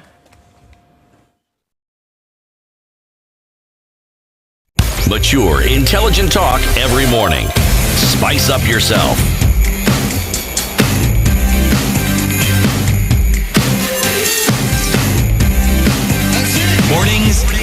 right. 94.4 Spice FM, Nairobi. All right, 20 minutes to 9. The conversation continues with the Deputy Government Spokesman, Gabriel Muduma. So, Gabriel, just... before we went, I wanted to tell you the things, what is happening now. Okay. The plan. Very good. The 3 tiers. Okay, Very good. With all those guys, and I want to let you know and see the plan of what is happening. Unprecedented, right? So a database of those affected is being compiled. By? Yeah? By who? By government. How? And listen, and converted to a list of priorities. I'm not being facetious, by the way. I just want you to explain so that people who are listening, the government know what to do, what they are supposed to do. The government. And here I'm talking really, it's the president leading this. So the database is being, is being compiled. And what it's going to do, it will prioritize the beneficiaries of the social housing program. And what this one will do, already you heard him talk about the already 20,000 new units, that will be put up in Nairobi to move the former slum. Those guys that we are talking about in the slum and the riparian landowners to the new homes. And guess what? They'll continue paying the 3,000 shillings until they own that home. Plan, you've never seen that before. A major environment restoration program. You heard the president talk about it yesterday. First on riparian land is being marked at 30 meters. The same thing we've been pushing people. Now this one will be seriously marked and effected from the water body. And as residents move, this will happen. A massive tree growing program will be launched. That's number 2. That's number 2. Okay. The third one, which you've already seen, the president has opened the gates to KDF to assist in countrywide construction program aimed at rebuilding the destroyed schools, ensuring proper sanitation, and putting back bridges to operation. That is what is currently being discussed. That is what is currently being instituted. And guess what, Eric? We hope with your help. Because now I've converted you to be a friendly media house. We are going to reach, and we are going to. We are really going to. Serikali, we are unfriendly. You should be fired. You like bashing. You like bashing government. City, at least I can speak on him. He's no. You're good people. So number one, this database one, I think it's important so people know what they need to do. So when it said that the government is now compiling a database of those affected, so that then they also then become the immediate beneficiaries of social housing, this is important. We talked about the new. We were talking about the new. The new. Yeah. Okay. So you take the people who've been affected. What do they need to do? The people who've been affected. What? Yeah, you take the people who've been affected, right, obviously, and then you compile them, you put them in this database. Now, the 20,000 units, obviously, there will be a way to prioritize. I want the process of getting into the database. They are working on it right now. They're working on the process. Yes, everybody right now. See, they are the people on the high ground. The people I've just mentioned to you, the former slums dwellers. Yeah, you heard the president saying these slum dwellers will be homeowners. You're going around this. The people. Gabriel, please just pause. Okay. I mentioned. Pause. Respectfully, but a government spokesman, deputy. Please. Yes. There are people who are camped in various places. Correct. Like I told you, there are people who are in the schools in Mathare. You talked about Valley Bridge Primary, there is PAG, there's Mathare North Primary, there's Mathare Primary, and other areas. And then there are those who are in sheltering in people's homes. Correct. So there are many people who've been affected. Yes. Some of them are in these areas where the government is able to see them. But then how is the government collecting this information about the people? Do you have, is the local chief using the local youth or the local wamama wachama or the local to enumerate the people who've been affected who are staying in that camp? Well, first of all, Eric, are we using Red Cross desks? What are we doing? I told you the civil registry. I mentioned that very clearly. The civil registry, lands department, and the registration of persons department. They are boots on the ground, and we can't say they will collect that information. Are we saying they are collecting? Already, as we speak, they are collecting that information, collect it into a database, and as we start building, as the president said, the 20,000 units. Before we get there, I'm still here. But that's this Eric. People. So who's writing? Is there? You know what you're asking me to do. you're really asking us to define. Yes, I want us to get granular. The process. I want us to get granular. Collecting names. It's already happening, and I've told you the departments that are on the ground taking. For instance. So there's a lands officer here, and a registration of persons here, and a registration of death person here, and a Red Cross person. Many people have lost their documents, right? You have people who've lost their documents. Yeah. How will they start? It is through the same process that you're going to put those names in the database. Now we know who was where and where was who. It's already ongoing. What do you want? Let me give you an example, okay? In the fire at... Coffee, Eric. What was the fire? In Embakasi. In Embakasi, right? Red Cross set up a desk. Yes. And said, people who have been affected by this, come to this Red Cross desk and we'll collect names. In the city, the council, the city was there also. Ile Coast, Ile Pastor. Shakahola. In Shakahola, Red Cross has a desk. Let me tell registration. you. Saying there's also a desk. There's also if you have lost somebody, come here. There is also a desk. And there's a process we'll go through to establish the likelihood of this person and being a roll here. call. There's also a desk. That's what I want to hear. This is the information that is being sought. And I think, so now explain. For purposes of understanding. For people even who are coming to get food and non-food items, there is a roster. Yeah, ndio maana unajua sometimes you can be living somewhere else and you just come. Gabriel, we are familiar with the process. Exactly why I'm the asking fact that question. government does a lot of things, but the reason why it appears like it's misunderstood is because people don't get to hear of it or to understand it. The government does very many things. I am repeating here for the uptenth time. Okay. The database of those affected is being compiled. By whom? By the government. They are working on it as we speak right now. Okay. Right? And there is something that they want that database to produce, and I've told you. Yeah? And compiled and converted. Listen, converted to a list of priority beneficiaries of the social housing program. And that's why I'm going back to this question, and I will keep insisting until you respond. 20 new units will be put in Nairobi. We spoke to somebody from Mukuru, a community leader in Mukuru yesterday, and we asked him, are you aware of the social housing scheme and the project being constructed around Mukuru? He said, yes, we are aware. Do you know how the beneficiaries of this have been enumerated? He said, I am not aware. Okay? Now, we have heard it before from the State Department for Housing that they have worked with community leaders in Mukuru to go and collect households and say, this household, this so-and-so who lives here, this so-and-so who lives here. Okay?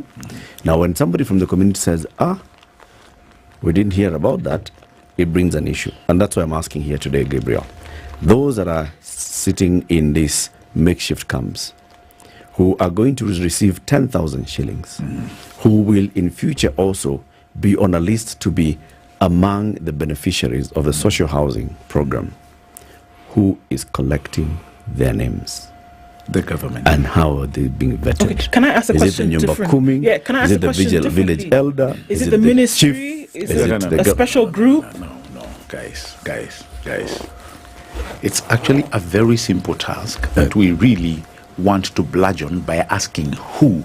Yeah? Whether what you want, the answer you want, Eric, and you do this very well, what you want to bring it down is it the local chief? Is it the Mtuanyumba Kumi? No. The government has a way that is doing it. As we speak right now, information is being collected.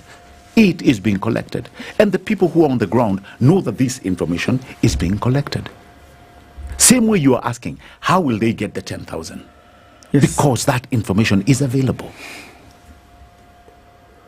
You get, Eric? So the area you're trying to push us is who exactly. And here, when you do that, really, what you're trying to portray, it may not come out as such, but this is what you're trying to portray, is that is disorganized. Correct. Very good. Is not.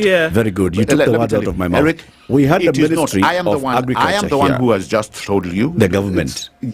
I am the one who has just told you. The government is doing it. Now, the government has a way of doing this. Whether it's through Ngao, they have a way. As we speak already, are there houses that are being constructed or not? There are there. As we speak, let me ask a different question. Did the president not promise the 10,000 shillings? Gabriel? Yes, he did. As we speak, are there people who are accessing the food items, the naan and the food items that the government said it will give? Yes, there are. Gabriel, can I ask it this way? Is there information that happens in a public manner that, for what you're saying, should not be made public? Because you've given this blanket, It's not blanket. Allow me to finish. It's not blanket. So that we can at least... It's not blanket. So that we can at least... can I ask the question? Guys, so that we can at least have semblance of a conversation here. It is a conversation we are having. So allow me to finish the question. What you're trying to do, and this is something Eric has been doing for the longest. I've not even asked the question yet, so how can you say what I'm trying to do? Good conversation that we are having. Now you want to push it to the nitty-gritty. Well, you know very well, there are people on the ground already collecting this information. I do not know, and that's why I'm asking. It's like you telling me the government does not know. Gabriel. You know, I need you to calm down for just a minute. Gabriel, just relax, so we can ask the question, so that then we can get an answer. All right? Please. Is it information that should not be shared, or should we just take it? And when we say that the government, what information? If you would allow me to ask the question, then you could answer it much easier. It really works that way. This is very simply the question. I've listened to the same question. For crying out loud. No, I've listened to what you're asking. I know what you're asking. Gabriel, she hasn't asked the question. I've not asked the question. No, but I know what she's asking. No, you can't know what she wants to ask. It is impossible for you to know what I want to ask. Just pause and let her ask the question, please. And continue. Go ahead. Are you okay? Go ahead. Okay. What I'll do is I'll switch off all other mics, even mine. Only your mic is on. This is it very simply. When you say government, that's fine. But the question is, if there are issues for communication that somebody needs to ask, to whom do they go? If I want to find out that the president said yesterday that I can get 10,000 shillings because my home has been destroyed. So let's flip that issue around and say, okay, if I need to find out information about where do I go to register 123, to whom do I go? Okay. You switch on the mic. Now you may switch on the mic. Only your mic is on now, Gabriel. I repeat to where we started. Back to where we started. The National Government Administrative Officers, NGAO, right, have been mobilized to assist residents who are affected, by these floods. It ends there. So we know who is doing it. Go. Done. And they have a way for the longest. Eric, you know this. Okay. You know this very well. Your message to somebody who's affected, who may be watching this, hearing this on radio, who may get this information, what should they do? They go look for the chief. Machief wako na watu sahi, as we speak. Machief wengi wako na watu. And this is data I've seen. This is data I've seen. This data is available. Are you aware that some chiefs are the ones who are responsible for people living in riparian? Yes, no. It's about a yes or no. Are you aware or not aware? Are you? I'm asking you. Are you aware or not aware? Are you telling me, or are you asking me whether they are corrupt chiefs? Yes. Of course they are. Okay. They are, because sometimes, they also assist those people to go there. But guess what? We've also seen people build in riparian land and they go to court.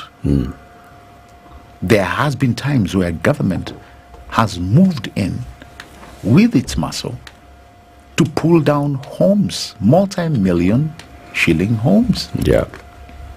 Where were all the officers responsible?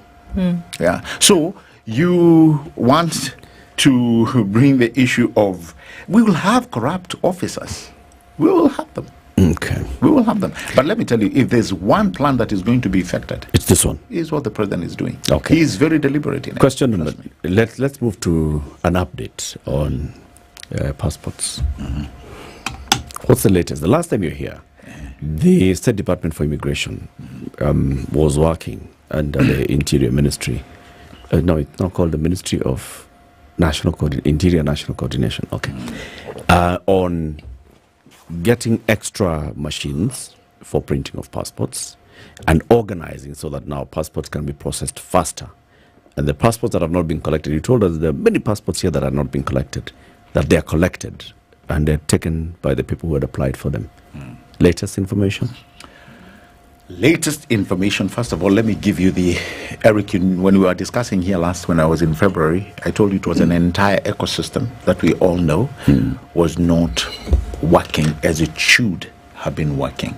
Now, I also mentioned that whether we liked it or not, it was an area that had not been invested in or on for the longest. Yeah, I also brought about the issue of the disruption of supply, and you told me the seat was very hot. Half of the things that I told you, the backlog, as it has happened now, you realize everything, including the timeline that I gave you of 90 days. We've actually beaten that timeline. We are actually a few days toward to realizing the 90 days that I told you of. But this is what has happened. That entire process has been streamlined. It wasn't easy, but it has been done. Yeah? Because let me tell you, if there is something that we knew was going to make a serious footprint in terms of assisting people travel, in terms of labor movement, we knew we had to streamline the passport process. So this is what has been done. When I was here last, CT, the passports that were the backlog was nearly 740,000. Pending processing. In various stages where of people process. were waiting. Yeah. And the inconvenience of the past 3 years was, like I told you, was occasioned by underfunding, shortage of passport books. You remember when we were making light jokes, breaking down of the printing machines, and do actually brought the issue of corruption where we were back and forth. And I told you, yes, corruption will always find it. And people had made it, a business. Of course, because they knew there was an issue.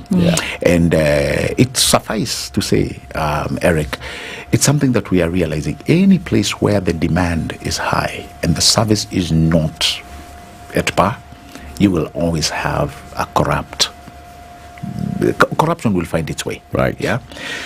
So out of the 700 plus passports, currently, we only have 49,500 passports. Sorry? Yeah? 49,500 passports pending to be collected. Okay. Yeah? Out of the 724 passports. They're ready. Which have been delivered. Okay. Delivered. All right?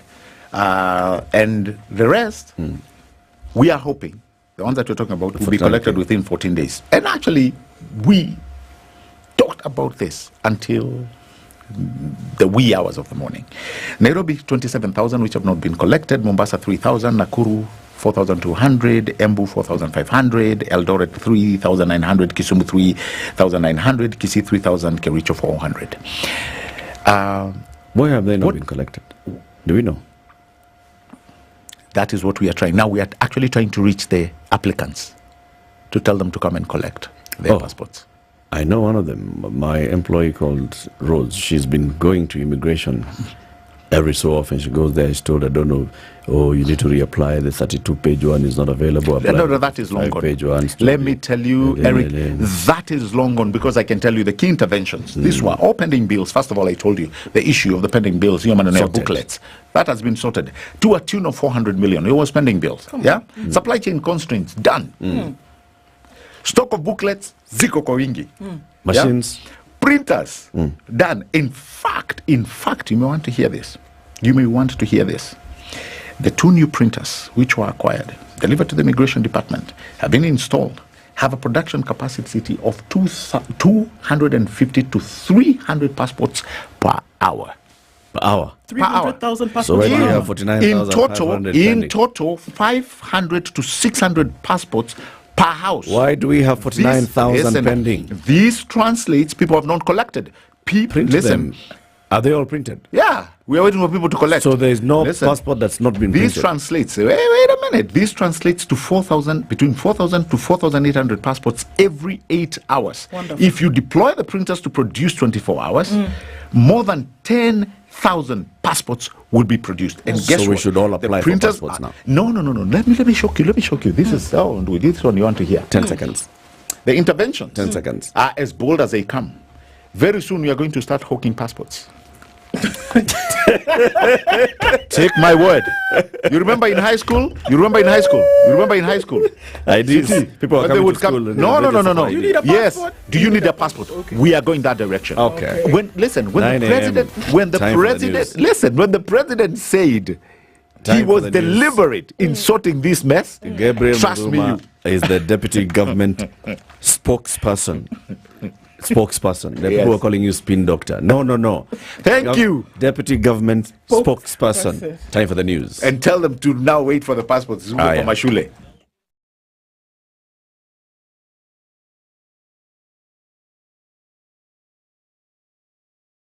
According to the police, that their eviction team may have killed at least 2 children in the area in the process of their actions. They angered locals who grouped and chased the team from the scene.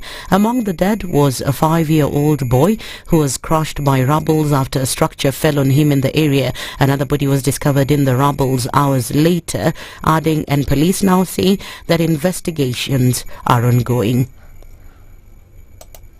Nairobi will from today host the second African Fertilizer and Soil Health Summit at the Kenyatta International Convention Center, with over 2,000 stakeholders expected to attend. The summit, a collaborative effort between the Government of Kenya and the African Union, aims to address the pressing issues surrounding soil health not only in Africa but also globally. Agriculture Cabinet Secretary Mithika Linturi emphasized the significance of the summit, highlighting it as the continent's premier soil health forum. Under the theme Listen to the Land, this year's summit will be led by President William Ruto and chaired by Musa Faki, the chairperson of the African Union Commission. Kenya Railway services on Embakasi Village, Lukenya, SGR, Link and Syokimau routes are set to resume today. The Kenya Railways Corporation has announced the partial resumption of commuter train service after suspension more than a week ago due to heavy rainfall. Cabinet Affairs Secretary Idris Dokota has called on the Board of Economic Experts in the country to be legally recognized. Speaking in Mombasa at the conference of the Association of Economic Experts, Idris said that the move will enable them share ideas with the government that will strengthen the country's economy. This body needs to be anchored in a law. Once we anchor this body in a law and have its own act of parliament, then we'll be able to have that sound. We'll be able to have the right foot in actually what we are doing. The economists should come up clear and make sure that the kind of advisories they give has to be backed by data, and even these advisories will be the ones now leading to decision making. That is then the time the country will adopt what we call data-driven decision making. So without the right advisory, then the country will always come up with decisions that are not backed by data, then end up making what we call the wrong decisions in terms of economic development or economic growth. On his part, the chairman of the party, Dunstan Olodi, has said that as experts, they are ready to support policies that will contribute to economic growth. We are ready to support policies that are transformative, policies that will change this country for a better, because we realize that if we don't take the lead, who will take the lead? We are saying that economic policies require proper analysis. They should be data-led, not pronouncement-led, so that you look at the data, analyze the data, and come up with a policy. That policy is properly informed, and therefore it is a policy that is likely to transform the country. Kisii County was plunged into darkness early this morning after a gang attacked the Kenya Electricity Transmission Company, that is Ketraco Power Station in Kegati, and vandalized key equipment. The Kegati substation is the Kisii's main power transmission station, and the 3 a.m. attack caused a power outage across the entire county. Confirming the incident, Kenya Power Regional Manager Dan Obiero said the early morning attack also left security guards injured. He adds that plans are underway to ensure that electricity is restored.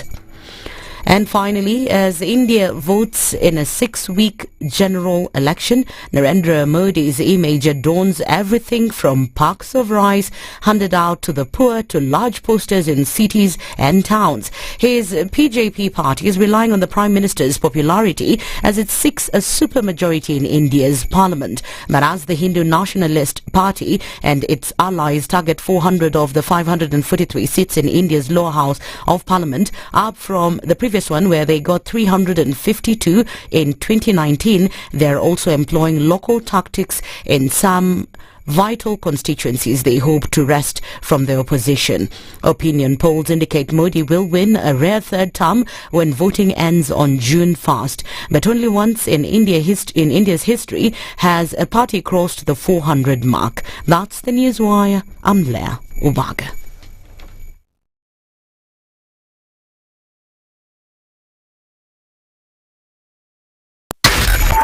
.4 Spice FM, Nairobi. It continues in the city this morning. There is still traffic coming off the Thika Superhighway. Some of that is heavy as you approach Survey and then getting onto the underpass there. Also on Waiaki Way, there's a mess coming in from James Gishuru as you cross over towards the Red Hill Link Road. Red Hill Link Road, then coming in towards Waiaki Way, also doing the thing today. All right, into the CBDs where most of it is happening. A bit of a drizzle is threatening, so that's going to slow things down just a little bit. Let's see what happens as we get out of traffic hour, but it's not been too crazy a Tuesday, but it's full all the same. Let's talk on SpiceFM, KE on X, hashtag the Situation Room.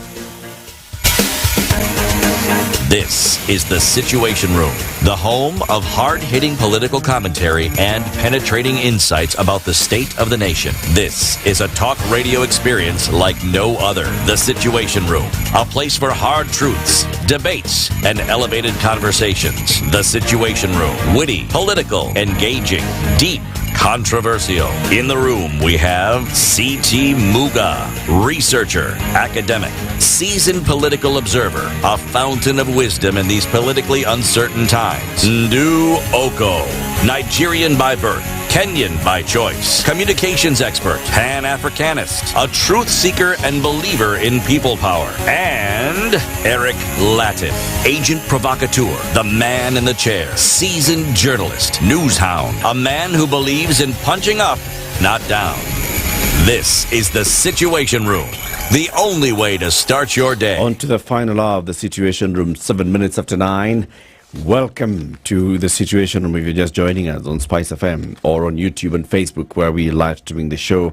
Asante sana for tuning in. We move on to another conversation, still looking at the response to the ongoing emergency. But before that, Ndu, Shika Showmax, Kwanini, Sababu, there's a lot on there that you want to grab onto when it comes to entertainment, your series, your movies, your live football, and that's the Premier League, live matches, fan content, analysis, etc., etc. Do you want to do it on one device? Your mobile, carry it wherever you go, pay as little as 300 shillings. Do you want to do it on multiple devices in HD? Do you want to watch on multiple devices in HD? Pay a little bit more. Pay a little bit more for live content or your live matches, and you can do really whatever you want in this wonderful space of upgraded streaming for Africa. Showmax.com, get on there, log on, and see how you can get in as a subscriber or download the Showmax app on your Google Play Store or Apple App Store and get that all done. Your entertainment on the go. Shika Showmax, let's go. Very good. Very, very good. Our next guest is in the studio and he's already occupied the hot seat. The Honorable Abdul Haro is the Member of Parliament for Mandera South constituency. Good morning, Mheshimiwa. Good morning, Eric. Welcome to the hot seat of the Situation Room. Thank you very much. Karibu sana. Asante. Are you come? No, of course you've not come from Mandera this morning, definitely. But when was the last time you were in Mandera South? I was in Mandera 2 weeks ago. And it has not rained like it has rained in these parts of the world. We had our share of El Nino in around. So this time Mandera has been spared. It's not spared. as bad as it was in It's November. not as bad as it was in November, December last year. So it has been spared so far. So far, correct. It's important to. It's very, very to important. have the right. We are not out of the woods yet with this rain. Correct. Yeah, that's true. CT, welcome Mheshimiwa with the day's proverb. Yes. Our proverbs, the whole of this week, come from the East African country of Kenya. Okay. What political system do they have in that country? That's a bit funny. Semi-autonomous, semi-parliamentary. It's a unitary presidential system. It's not complicated. Unitary presidential system. Okay. And everybody iko hapo ndani. Right. And then what we actually added after 2022 has not quite been defined yet. Okay. We added something in 2022. Yes, we did. Which was that? We have a presidential system. What it means usually that, well, it works well when you have a government where there are probably 2 or 3 very dominant parties. Yeah. Okay. So when one party wins, the other party is clearly in the opposition, but they're called the minority. Yeah. Ours, you win the election, then you absorb other parties. Okay. So the minority becomes a proper minority. The minority almost gets diminished. Yes. So they have the time they're just struggling. It's to make sure that there's clarity. Yes, that these are the majority and these are the minority. This thing of they can't be at almost the same. One MP between us, so that should somebody jump, suddenly everything is upset. It has to be clear. Majority, minority. Yes, and in case you doubt, every time something like the finance bill goes to parliament, you can scream until you're hoarse. The majority decides it's going one way. You jump up and down if you like, but it's going to go the way they've decided. And you say it's in the Hansard. Sour. It's in the Hansard. We've understood that. Sour, we've got Hansard. Okay. Having a good discussion is like having riches. Having a good discussion is like having riches. Yes. Mheshimiwa Haro, what's your interpretation of this proverb? Wow. Having a good discussion is like having riches. Yes, a good discussion actually generates a lot of ideas that will lead to riches, that will lead to even more good discussions. So the proverb, what do you think the Kenyans are encouraging us to do? Have more conversations, have more discussions? Personally, as a pastoralist, pastoralists are basically oral communities. Yes. We believe in very good discussions. You talk. Yes. A greeting is not just habari yako. It's a whole historical, since the last time I saw you. Correct. Okay, well, my wives are fine. Remember, there was a child who was unwell. That child is now okay. My livestock are doing okay. In fact, the last time we had gone to this other side to look for pasture. Correct. That's the greeting. So and so has passed away. So and so has been born. Yes. Beyond your greetings. That is an excellent greeting. In Kimasai, it's called Lomonia Bishana. Bishana is number 7. When you greet each other, you say, yeah, Lomonia Bishana. Bring the full story. But that's a good greeting. Then just say Abari. So hi. Yeah.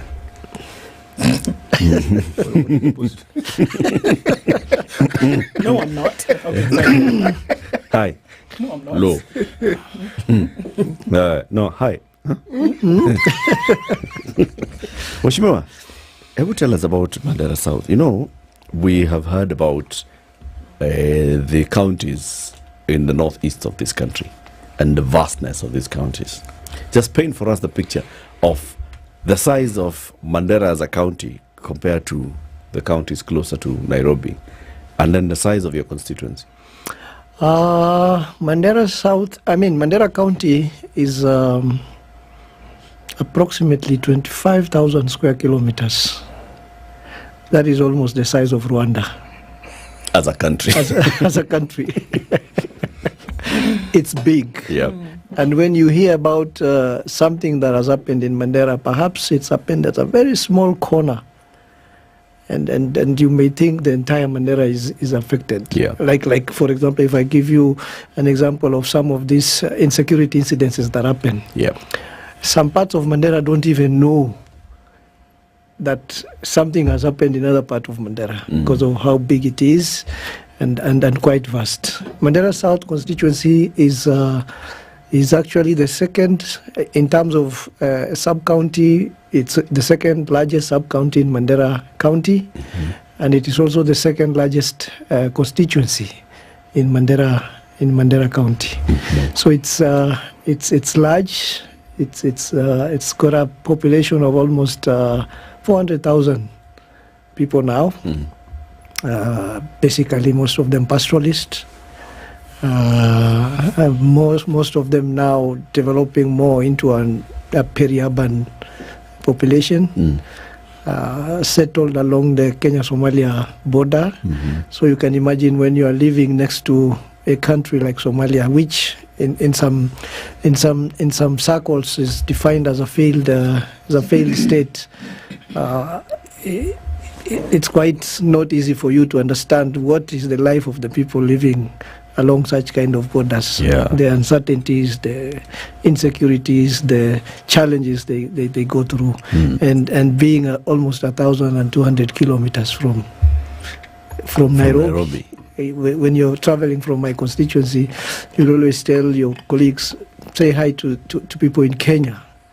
You know, that's how far we are. That's how far we are. And until recently, if I may add this, BBC was the favorite news outlet, and more people are more loyal to BBC than to local media stations. But with the advent of social media, now people can access news from Kenya more easily than before. What's the largest town? What's Elwak is the largest town, and a very old town too. Yeah. We hear a lot about Elwak. We have Elwak Fort, which was constructed in during the Second World War. Yeah. So it was also one of the important British colonial hubs in the region during the colonial periods. So it's an old town. It's the largest town now with a huge population. It's also a very important town where nobody from Northeastern, everybody from Northeastern knows about Elwak town and the history behind it. Yes. Now, when you're looking at development of the country, and we know there are some areas that were historically marginalized in that the appropriation of resources to develop those areas was not as fast. Now when it comes to emergencies like this, like when the heavy rains were pounding your area in November, December last year, and even now, before that was of course the issue of the drought and the starvation, was there sufficient attention being given to Mandera, to the people of your constituency? If you talk of sufficient response or sufficient support, it has to be in relation to what? What are we trying to compare it with? Like for example, if for example we talk about the El Nino floods we had in November, December, and early January this year in that part of the world, compared to what's happening now, maybe in what I may call more politically favorable regions like Rift Valley, Central, and Nairobi, which is the seat of government. Then I may say the response during that time compared to the response and the quick nature of that response we are seeing today. Because I'm a pastoralist and I like comparing things in pastoralist way. It's like comparing a camel and a goat. In just terms of size. In terms of size. So, well, there was response, yes, but compared to what is happening now, it was a drop in the ocean. Compared to what is happening now around the country, or compared to what is happening now in this area specifically? If you want to look at disaster response around Kenya today with what is happening with the floods, are you saying essentially that the response is incomparable to what happened during the flooding time in November, December in Mandera, for example? Correct. That we would have liked to see in Mandera the kind of attention that we are seeing from the rest of the country today. Correct. Okay. Correct. And let me add and say, you see, when you talk of disaster, whether it's floods, whether it is fire, whether it is drought, disasters tend to impact more on regions or counties or communities which are already vulnerable, which already had less assets than the other. And you would expect perhaps the speed with which a response would come would target more the people who are already vulnerable than those who already had enough assets, those who already had enough and are able to recoup even after the disaster. So yes, if you look at the response, then not just in terms of what has gone in there in form of support, even the timeliness of response by government and leaders. For example, we had that serious El Nino disaster during that time. It started in October, November, December, all the way to January. Almost 160 people died, most of them from that region we're talking about. A lot of families were displaced. Many schools were submerged. And we did not see the deputy president, for example, or even the president visit and give their moral support and resource support, like they've shown in these few weeks that we've seen with the disaster in these other parts of the world. Can I ask a two-part question? So the first part would be, so what kind of response or what kind of attention did you see happen? During that time, at whatever level, what did you see? Let me first of all draw a contextual picture for you. We had an El Nino disaster which cut off the main road artery to that region for almost 4 weeks. We had the floods that had taken over all the airstrips we had. We have very few airstrips, but all the airstrips we had. So there were no flights that could bring in support to the people at that time, and there were no trucks that could bring in supplies to the people of the region. And when I say to the people of the region, starting all the way from Garissa, Wajir, Mandera, and even Tana River was affected. Marsabit was affected. So it is in that context that the government sat here, the Ministry for Transport, for example, talked of some resources that could now be released to make the roads. And one would wonder, almost 59 years after independence, some parts of this country could be unreachable during flood disaster like now because of lack of roads. Not that the donors or those who want to support are unable to support, but they are unable to shift. Red Cross had a lot of food, a lot of blankets, a lot of medicine. I remember my governor in Mandera managed to purchase some medicine through the county government. And the farthest we could take the medicine was to the Wajir airport. After Wajir, we could not ship the medicine to Mandera because there were no roads and there were no airstrips for the planes to land to provide the critically needed supplies. Could helicopters land? Yes, in some areas which were not flooded, like in some schools, some high grounds which were not flooded, helicopters could land. Did any helicopter land? There were some helicopter from the military, which came in, and after 2 accidents happened, one in Wajir and one in Mandera, the military also decided they were not sure whether the helicopters could continue landing there.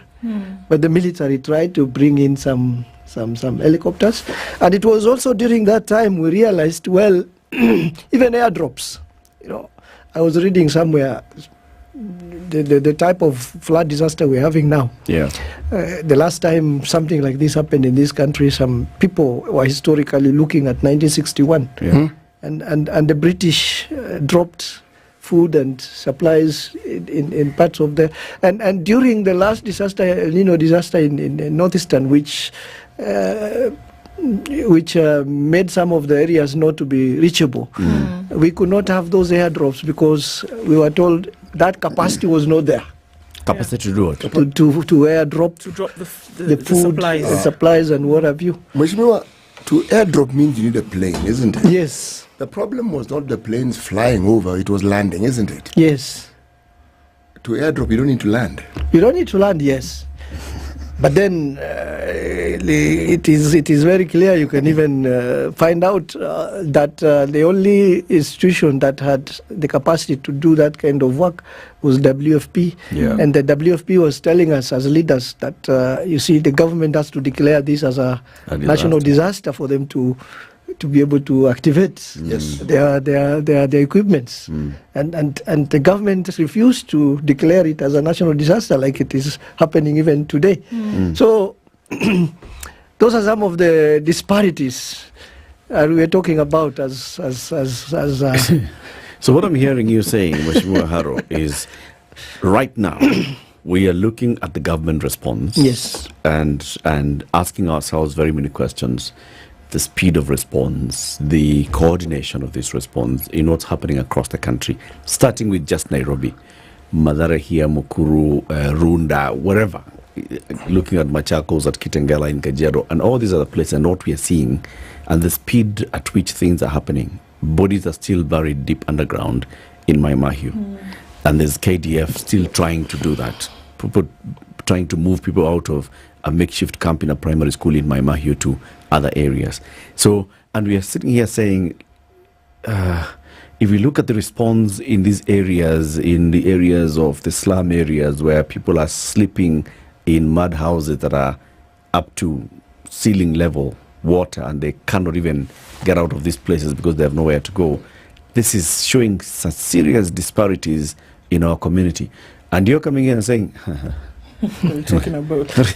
You people, you are in heaven. At least there's a response. Yeah. At least there's something. What you know is a completely different level of bad response. It's just showing that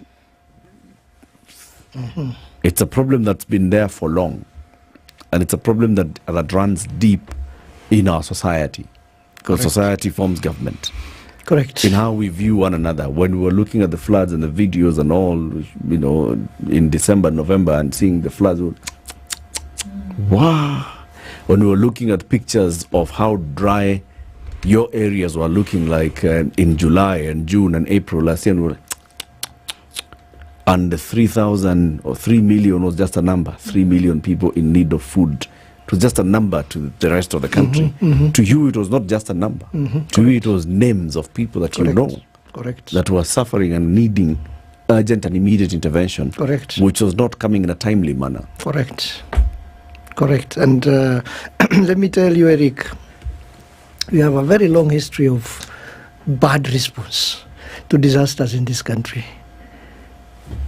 And we also have a very bad history of learning lessons from the immediate disaster. Like, for example, what you're talking about happening here now.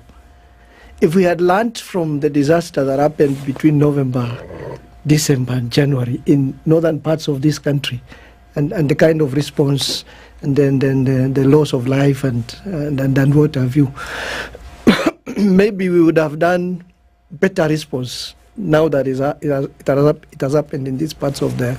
Last night I was watching news and I saw the Migori, the Homa Bay governor, Gladys Wanga, lament about the response in her county.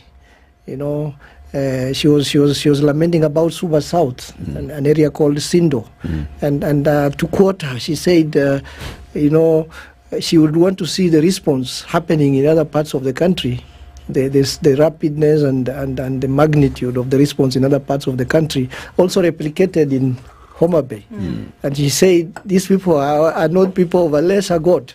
They also they also belong. You saw when the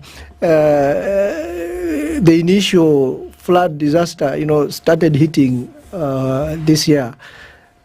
The one of the worst hit areas was the Mathare slums. You know, 100 makeshift households were swept away. Many more were submerged in water. Families were swept away. And then almost immediately, just after a few days, the Madogo boat disaster happened. Yep. You know? Yep. 23 people were swept away, 20 were rescued.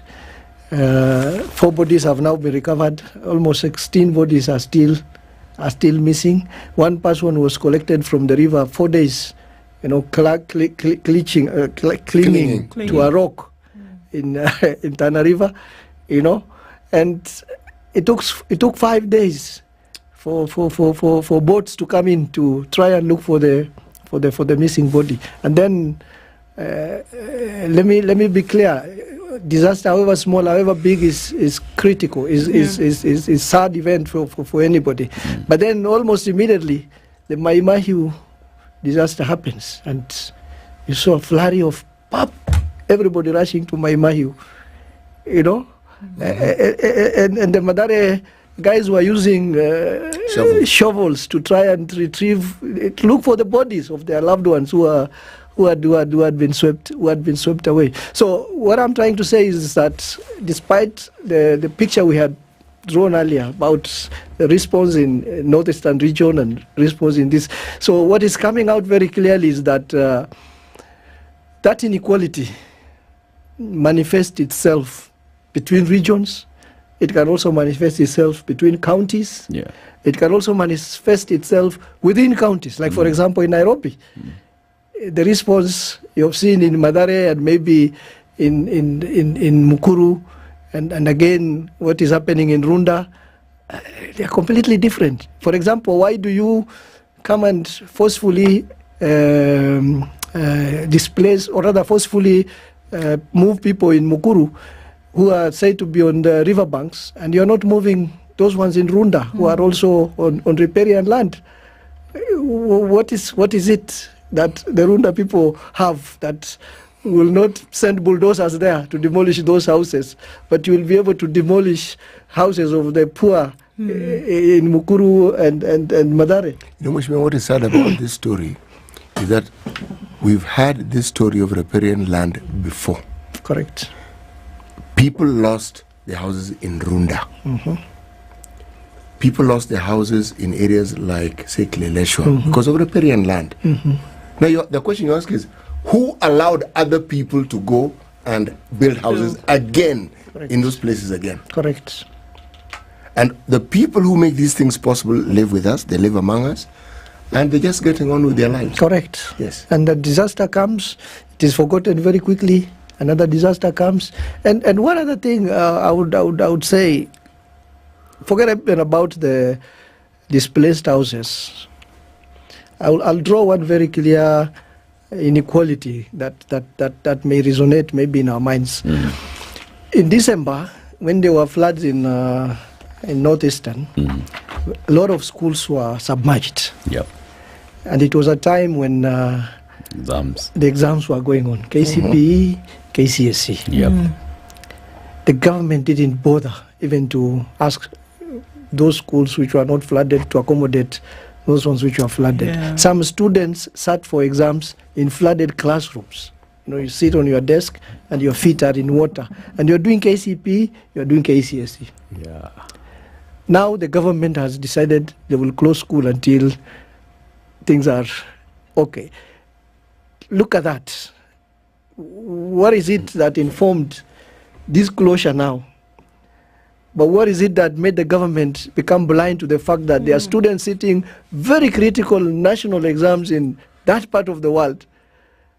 But just a few months ago. Just a few months ago. But they can still sit in submerged classrooms and do their exams under those circumstances. Where? That is one. Let's take a break.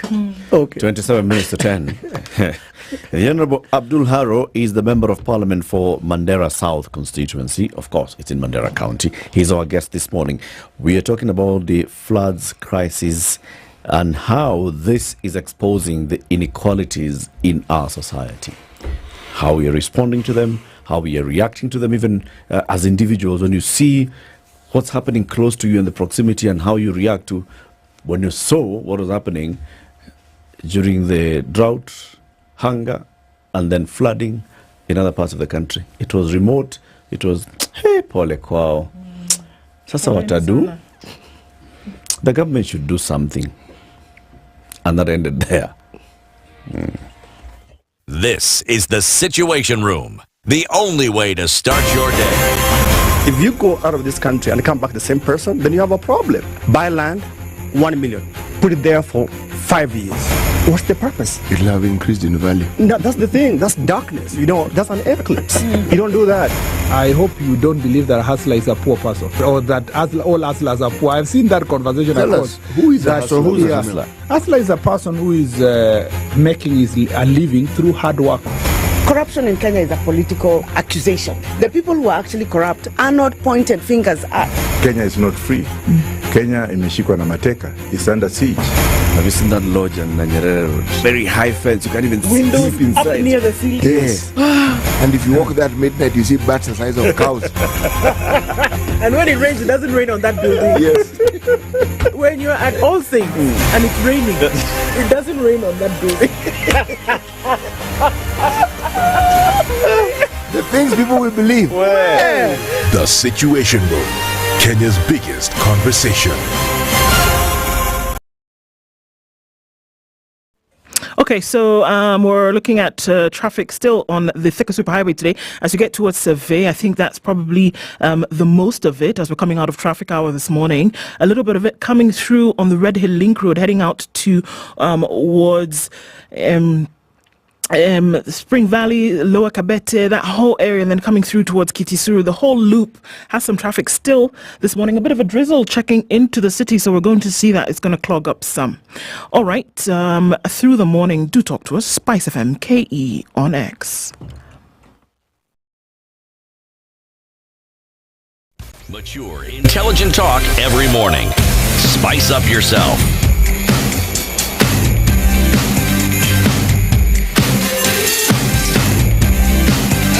Mornings done right. 94.4 Spice FM, Nairobi. The conversation continues for the next 24 minutes with Mheshimiwa Abdul Haro, Member of Parliament, Mandera South constituency. The response to disasters. Mheshimiwa, as Parliament, you recently passed a law after a very long time, and this is on the establishment of the National Disaster Management Authority, or something of the sort. But basically, a national body that coordinates the disaster response. That body is not yet alive. We are seeing this, haphazard coordination where you need a national and county working together, where you need to bring in the other partners to come in, the Kenya Red Cross, the humanitarian agencies, the World Food Programme and others. It's not yet in operation. Why? I mean, this is something that's been so obvious to the country for so long. The first time this conversation started, when we started having buildings collapsing, sunbeam, bomb blasts, and then buildings collapsing, sunbeams, others in the city, where we had even to invite the Israelis to come and help us recover bodies, and so on and so forth, terrorist attacks. The conversation about having a coordinated disaster response has been on the table for a long time. Parliament has passed it. It has not been brought to life. Why? As I had said earlier, we have a very long history of very poor response. You see, if you look at, let me take an example of the insecurity aspects. I come from a region which is suffering the menace of Al-Shabaab and violent extremist attacks. And every time an attack happens, it catches us by surprise. So it reminds me of a scholar who had said that the element of surprise attack in warfare is surprising itself, because the intelligence is there. People have reported something is happening. But when it happens, it's always catching us by surprise.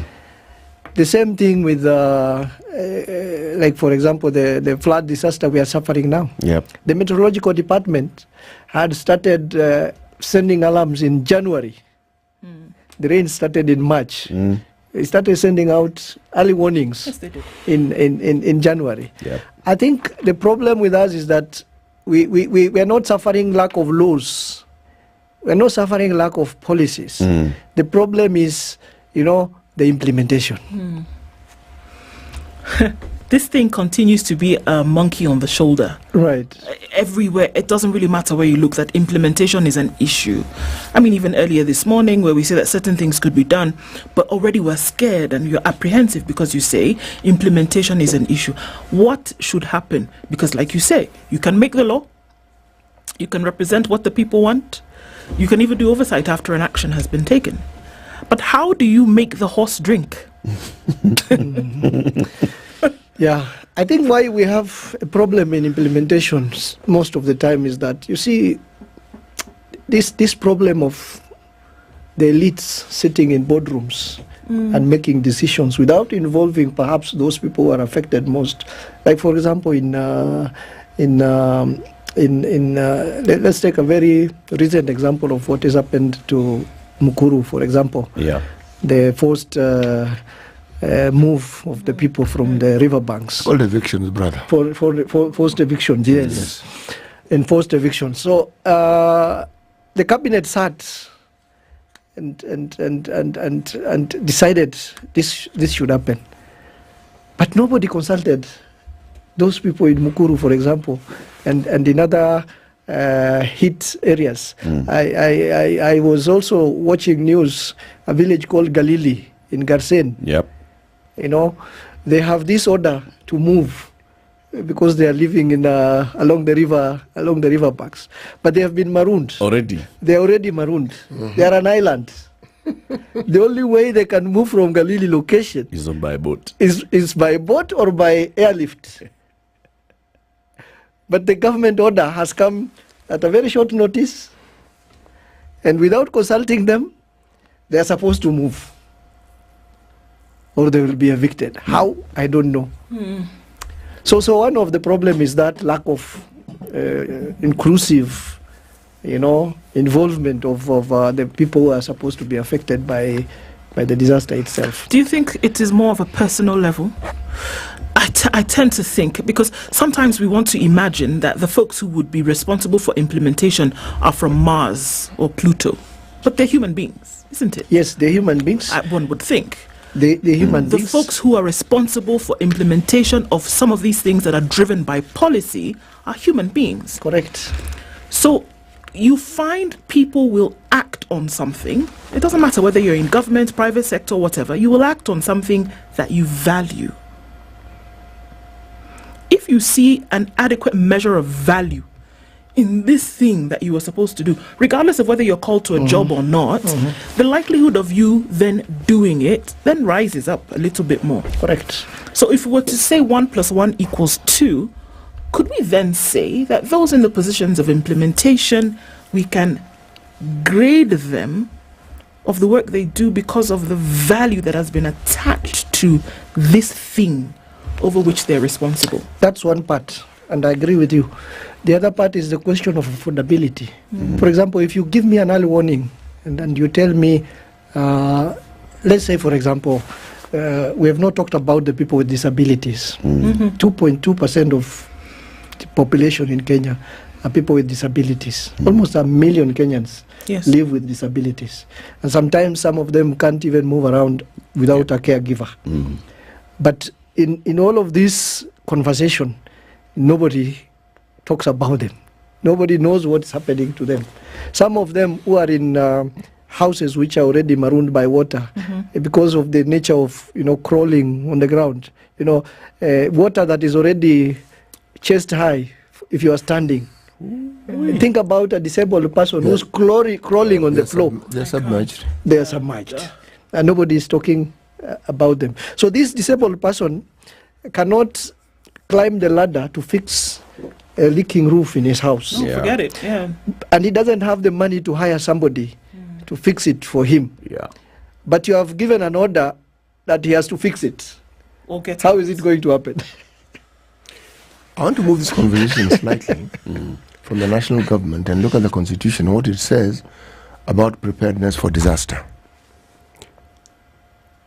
2% of whatever the county governments get, 2% is meant to be put aside for such eventualities. 2%.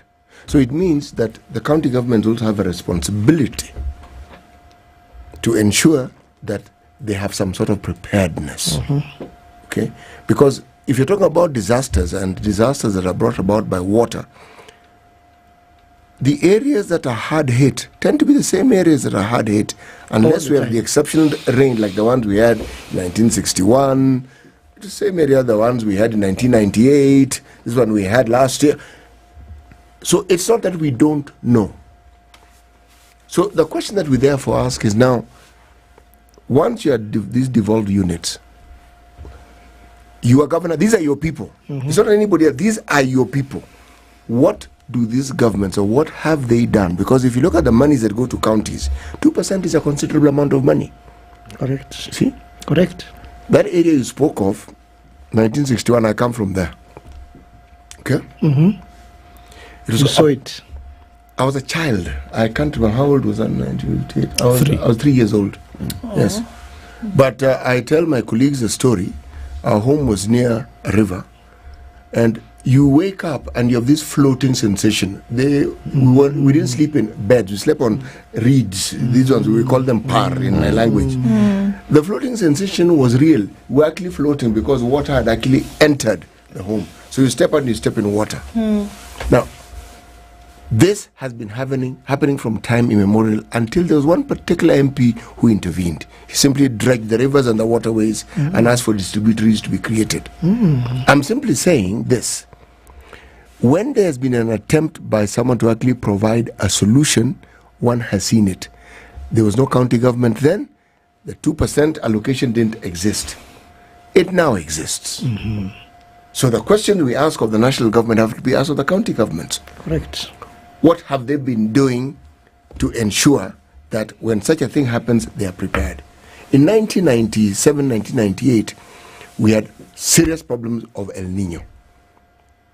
The World Bank has a meteorological organization attached to it, and they came up with a playbook, meaning they said, look, guys, these are the things you need to do to prepare, whether it is shelters, whether it is early warning, how you go about telling people to move, how to move them, etc., etc. 1998, that's the previous century. We are signatories to all manner of things within the UN, and this is one of the things that we ourselves know about. But again, money in this country is allocated for these very same things. It is spoken about, things are set aside. We may even be fortunate, a committee may even be set, and that's just about the end of it. Because every time a disaster strikes, it's like it's the first time we're having that problem in the country. And yet these are repeat disasters that we've had.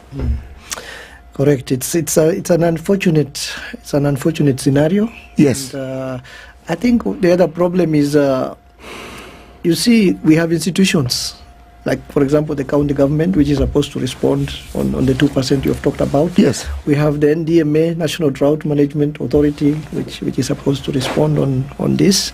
And then every time a disaster like this happens, we come up with some kind of a command center. Yep. I don't know whether it's about money, whether it's about... got it. Mheshimiwa, how can it be about anything else other than money? So I think people see an opportunity perhaps to control some of the resources that come as a result of the disaster. And in the process, we end up putting everything upside down. Yeah. You know, the county now laps its hands waiting for the coordination center to give orders. The coordination center has its patch of disproportionate, I don't know whether to call it favoritism or anything else, you know, for some areas and not other areas. Yeah. And remember, we have not talked about how this whole thing impacts women different from the other segment of society. And it's a very interesting scenario if you look at this whole thing. In my constituency in December, I remember a woman was in labor. She was rushed to the hospital in a pro box. And when she was just not very far from the hospital, she could not reach the hospital because of the floods. Right. And a nurse had to swim through the water to come and oh my goodness, help her give birth at the back of the pro box. So you can imagine those women who are now put in camps this displaced comes, Yep. and she's in labor, where is she supposed to give birth? Yep. Some of these things are things we need very to many talk- dimensions. Exactly. To exactly. a big issue. Exactly. Mheshimiwa, let's also then talk about duty of care in Parliament. Okay? Mhm. So you've got the role to represent your people, Mhm. to oversight the national Mhm. executive, to also legislate. Mhm. Okay? Mhm. I would imagine, and you can confirm, whether you're a member of the Pastoralist Parliamentary Group. Correct, I am. Okay. Mm. This group boasts of being the largest caucus in Kenyan Parliament. 105 members, 18 senators, 84 MPs from 15 counties, and 3 from the East African Legislative Assembly, representing 5 sub-regions, multi-ethnic, 10 political parties. It's vast. And when you talk about these pastoralist areas, 15 counties, that's basically more than 50% of Kenya's landmass. Okay? And representing that entire area, representing more than half of Kenya, being the collective with the largest number of people in Parliament, in the National Assembly, in the Senate. So you've got a strong voice. Where has that voice and how has that voice been effective in advocating the issues of this particular region, in bringing them to the fore, making sure that these issues are at front and center of all conversations? During the drought, making sure that there is sufficient budgetary allocation that goes for mitigation factors for drought, looking at climate change and what climate action would need, how much resource is required to make sure that people are actually going to be supported. In the event of flooding, like now we see, making sure that the people are actually getting represented. What has the caucus been doing? Thank you for raising that matter. It's undoubtedly the largest, one of the largest caucuses in Parliament. A third. The number you've mentioned is just a third of Parliament. That's not a voice anybody can ignore. It's not a force that anybody can ignore in Parliament and even outside Parliament. But unfortunately, I'm sorry to say, it is also the most useless caucus in the National Assembly. I'm a member, but it's the most useless caucus in the National Assembly when it comes to advocating for the issues of the people we represent from the regions that we come from. Disjointed, disunited, without any focus, and I don't know. I can go on and on and on and on and give a number of other adjectives to describe it. Why? Because I think one such a big amorphous group coming from completely different regions with different contexts. You see, some of the members come from the northwestern part of this country. Mm-hmm. Some of the members come from the northeastern part of the country. The northwestern part of the country have their own unique problems. And sometimes when they raise their unique problems, the people from the other northeastern region don't associate so much with those problems. Yeah. Like, for example, in northwestern, one of the major problems is cattle rustling. Banditry. That's not a problem in northeastern. In northeastern, the problem we have is violent extremist Al-Shabaab menace, which has forced us to close some schools and what have you. So that is also a problem. But generally, I think leadership is a problem, because we have not had a leader in that caucus whom we can gravitate around, who comes up with a vision that everybody associates with. And of course, the usual carrot and the stick politics also is at play. But I can say without fear of contradiction that caucus, despite the potential it has done basically nothing to champion the cause for the people we represent in the pastoral regions. Is there an understanding of this sentiment that you have across board? Would others in that same caucus feel this way? I know quite a number of members of parliament who feel. And yet it continues in its operations in the same way. And because it was established to address these very same issues that we talk about that are not being addressed. So then the question must be asked, then what is the reason for its existence? I think it's a good one. I think it is important for it to exist, but we need to do some very serious reform to that group and prepare it to play its. What sort of reform would you have in mind? The sort of reform I have in mind is, for example, perhaps we need a lot of capacity building for the members to be prepared for the kind of role. Do the members actually understand the might that they have? They don't. Some don't.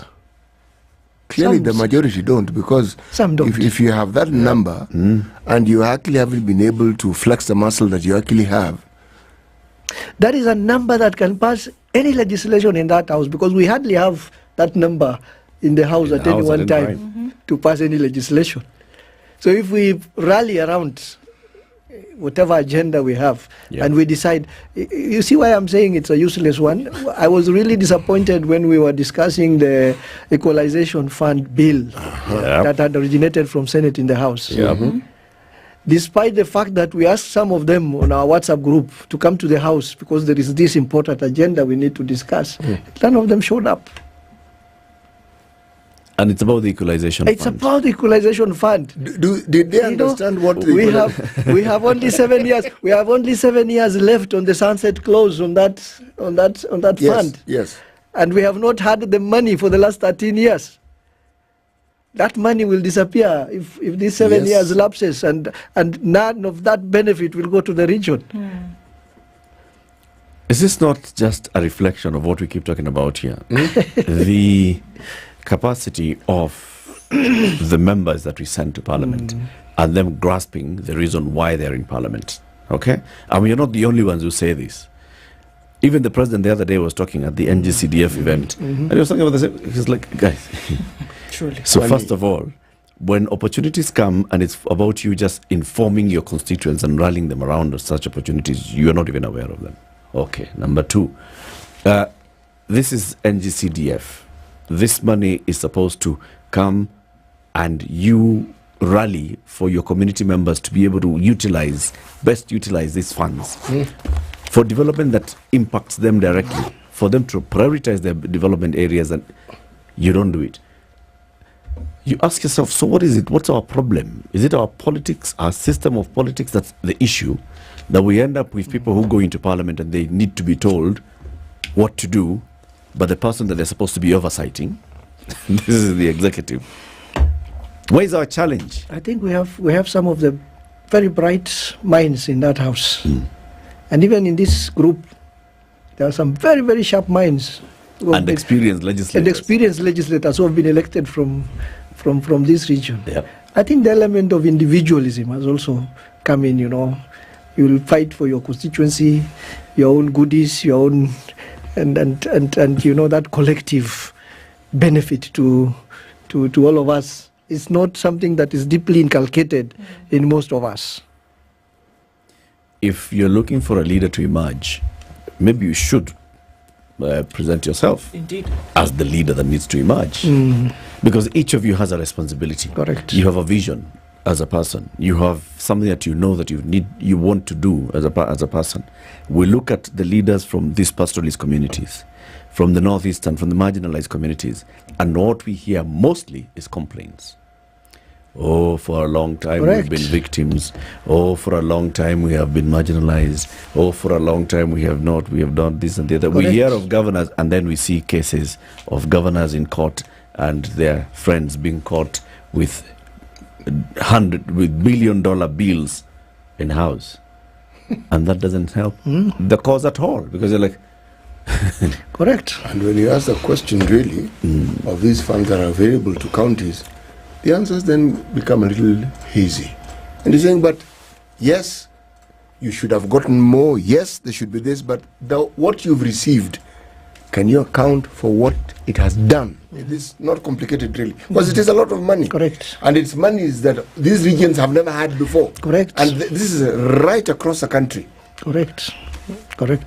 When you see somebody who's a former governor who then goes into the National Treasury, who understands the issues of the marginalized counties, and then you see the disbursement of the equitable share to the marginalized counties is slower than the other counties, you ask yourself many questions. Yes. Like, okay, surely. What's going on here?